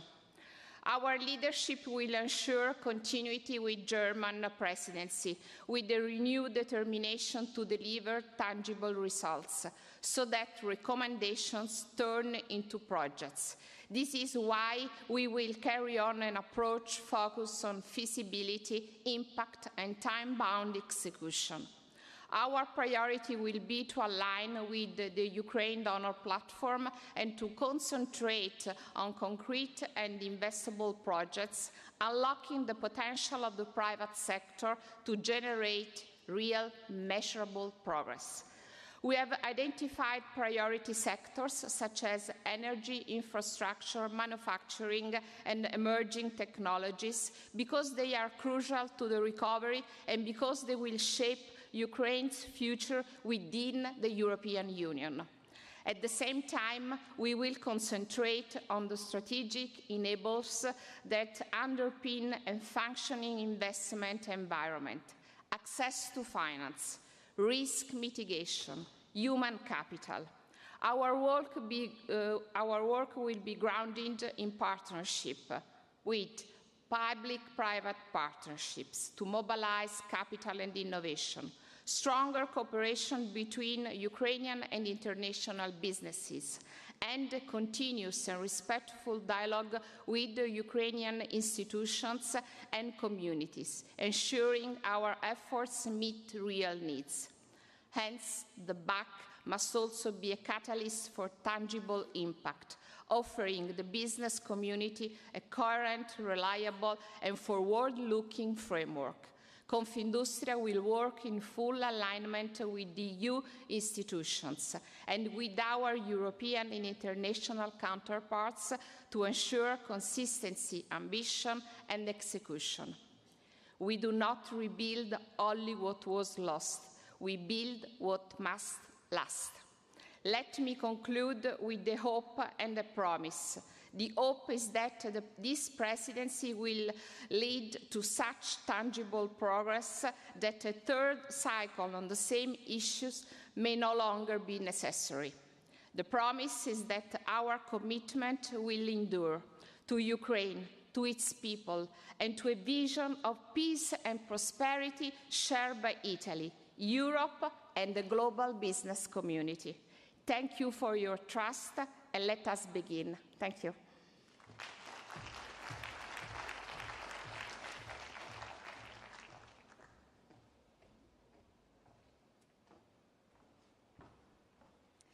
We now invite His Excellency Matthias Cormann, Secretary General of the Organisation for Economic Cooperation and Development.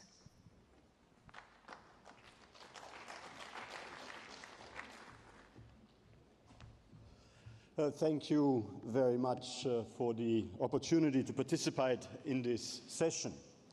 At the OECD, we're very proud to be supporting Ukraine strongly in advancing its ambitious reform priorities. We are halfway through a 4-year OECD Ukraine country program, which we launched in 2023 and which forms part of an initial accession dialogue for Ukraine to the OECD. Ukraine's unwavering commitment to pursue important reforms and the successful reform outcomes Ukraine has been able to achieve so far in the most challenging of circumstances are incredibly impressive and inspiring. There is no doubt in my mind that once a just and lasting peace has been secured, Ukraine's hard work on reforms right now will provide a strong foundation for a strong recovery, for strong growth, and for increased prosperity and living standards for the people of Ukraine. Ukraine has done a lot of work to materially improve public sector and business integrity. This will help boost trust and future investment. Indeed, Ukraine has succeeded to materially decrease public experience of everyday corruption. A credible survey conducted on 8 occasions across Ukraine since 2007 shows that the share of citizens reporting experiences with corruption has dropped sharply from 70% in 2015 to just 15% in 2024. An outcome which can be directly attributed to the government's efforts.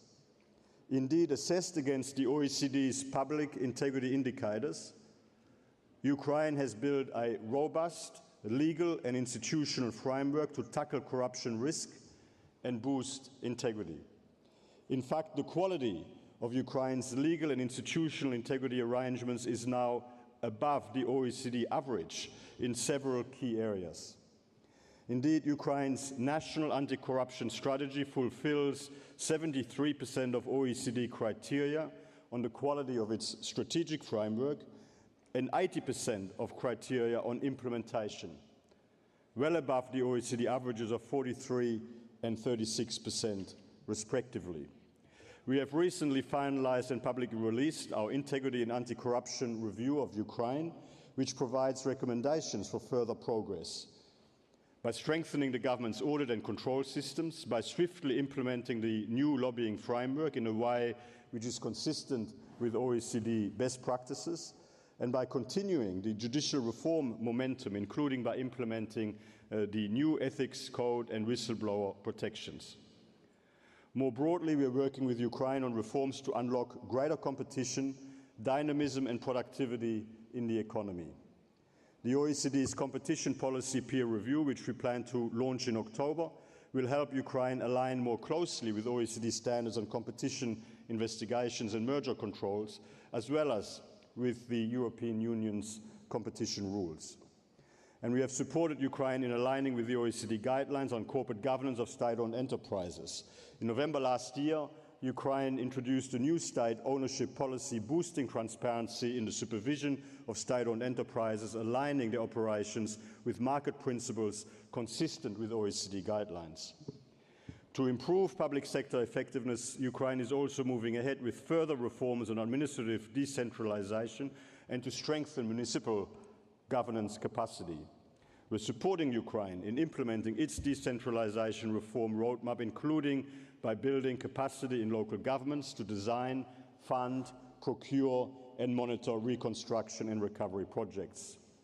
In support of Ukraine's macroeconomic policy framework, 2 months ago in Kiev, Prime Minister Shmyhal and I also launched our 2025 OECD Economic Survey of Ukraine. That survey highlights key policy priorities to help strengthen Ukraine's recovery and reconstruction, drawing on its full potential once the security situation improves. improving the business environment by easing regulatory burdens and enhancing the functioning of electricity markets, strengthening public finances by increasing spending efficiency and optimizing tax collection, and importantly, addressing labour shortages by increasing incentives for the return of displaced people and by boosting women's labour market participation. A high-quality education system will be key for Ukraine to unlock its full potential, and the OECD is working with the Ukraine Ministry of Education in order to support those efforts. Indeed, we are working with Ukraine's Ministry of Education to design, pilot and roll out a new online tutoring system, POVIA. To measure both student and adult skills, we are very happy that Ukraine will also be participating in our Teaching and Learning International Survey, as well as our 2026 PISA assessment. The OECD will continue to work very closely with the government of Ukraine to support its reform journey, and we will continue to support reforms that help Ukraine progress its future OECD and EU membership aspirations. Today, the OECD is signing a joint statement with Ukraine on strengthening competitiveness in Ukraine and economic convergence with OECD and the European Union to support progress towards those aspirations, including through an economic convergence scoreboard to measure Ukraine's progress and identify key priorities for further actions. Our work at the OECD is fully aligned with the priorities of the EU Recovery Facility for financial assistance to Ukraine, and we will continue to coordinate closely with the government of Ukraine and all our international partners, including and in particular through the Ukraine donor platform, to avoid duplication of effort and to leverage our respective strengths. We look forward to continuing our work together in support of the government of Ukraine in building a prosperous, free and European future for Ukraine. Thank you very much.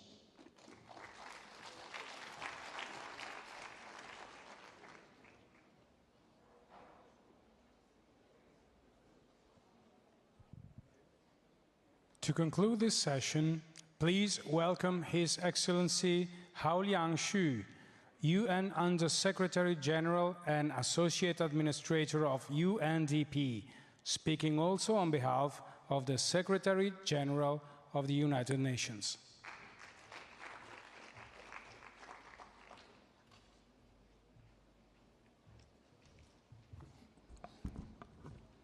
Excellencies, ladies and gentlemen, on behalf of the Secretary General of the United Nations, I thank the governments of Italy and the Ukraine for convening us today.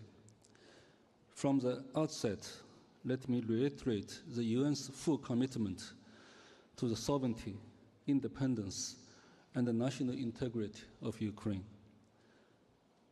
The gathering affirms our unwavering pledge to a future where peace defines the lives of the Ukrainian people. I visited Ukraine recently to discuss recovery efforts with senior officials and to meet people rebuilding their lives amid the war.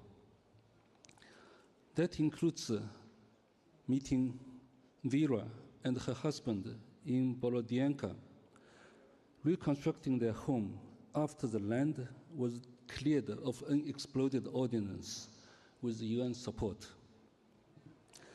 Since the earliest days of the war, the UN has stood alongside the people of Ukraine.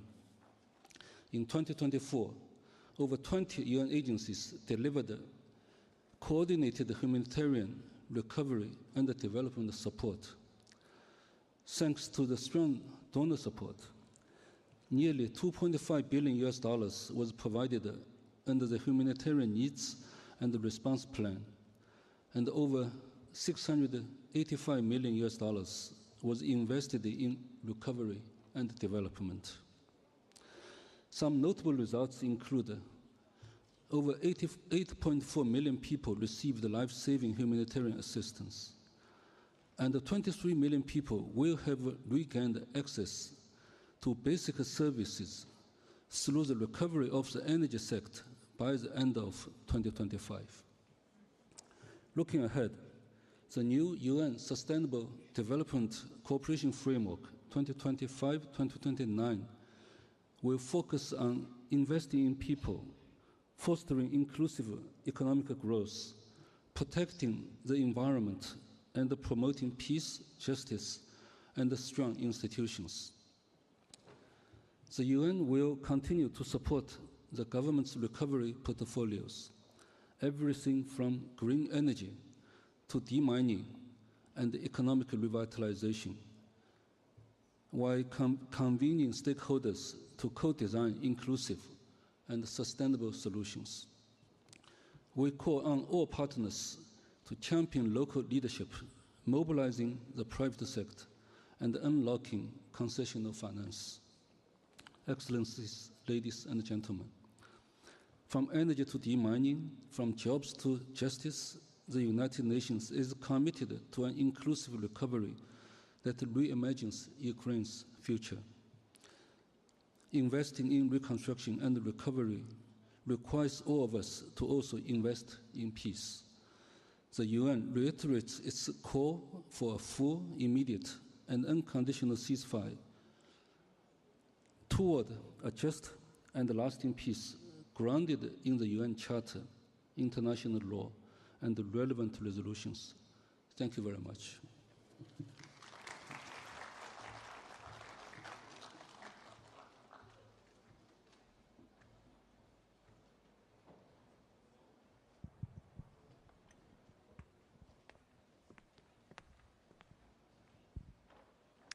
With this, we conclude the opening segment of the Recovery Forum. The voices we have heard representing national governments, European institutions, and the business community have laid the foundation for what this forum is designed to achieve: strengthening partnerships, advancing dialogue, and aligning efforts for Ukraine's recovery. Excellencies, ministers, distinguished guests, we now move to the next part of the conference, the fourth plenary session on finance. The session will be moderated by His Excellency François-Philippe Champagne, Minister of Finance of Canada, here in this plenary hall, who I kindly ask to join us on the stage. It is now our honor to invite on stage also the distinguished participants of this plenary session on finance, Honorable Serhiy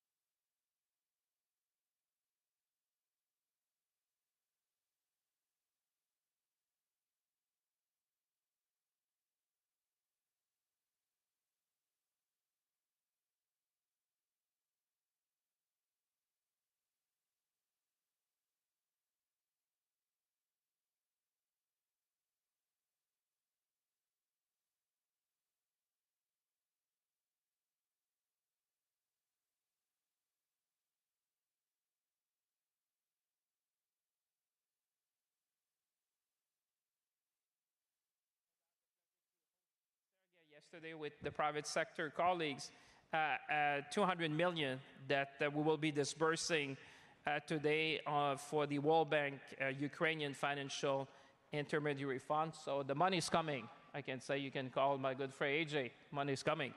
I'm told it's being wired today. And we were talking also about, Sergey, how can we use that money in a very productive way.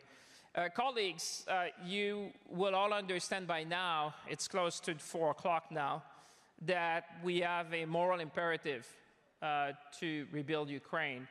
But it's also a generational opportunity to build back better. And I think that's this distinguished panel the colleagues will bring to you. I can tell you that at the G7 level, Sergey was our guest of honor in Canada this year when we hosted the finance minister in Banff and the central bank governor. We had one guest, and it was the finance minister of Ukraine. If that's not a big message to the world or to Russia, I hope they're listening to what we're saying today, because we were supporting you, all of us at the G7. And one of the things that we achieved at the G7 finance minister was a communique, which these days is an achievement in itself. Valdis would agree with me.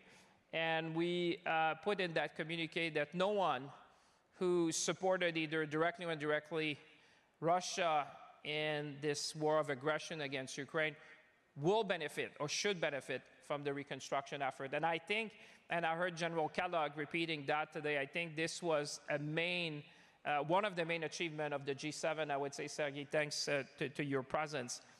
And someone said very wisely yesterday that talking about reconstruction is an act of defiance in itself.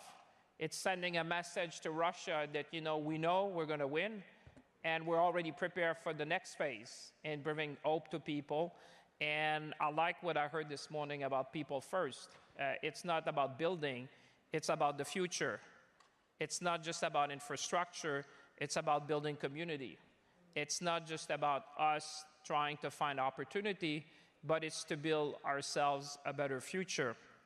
And colleagues should remember in the private sector, this is going to be largely the largest reconstruction effort since the Second World War.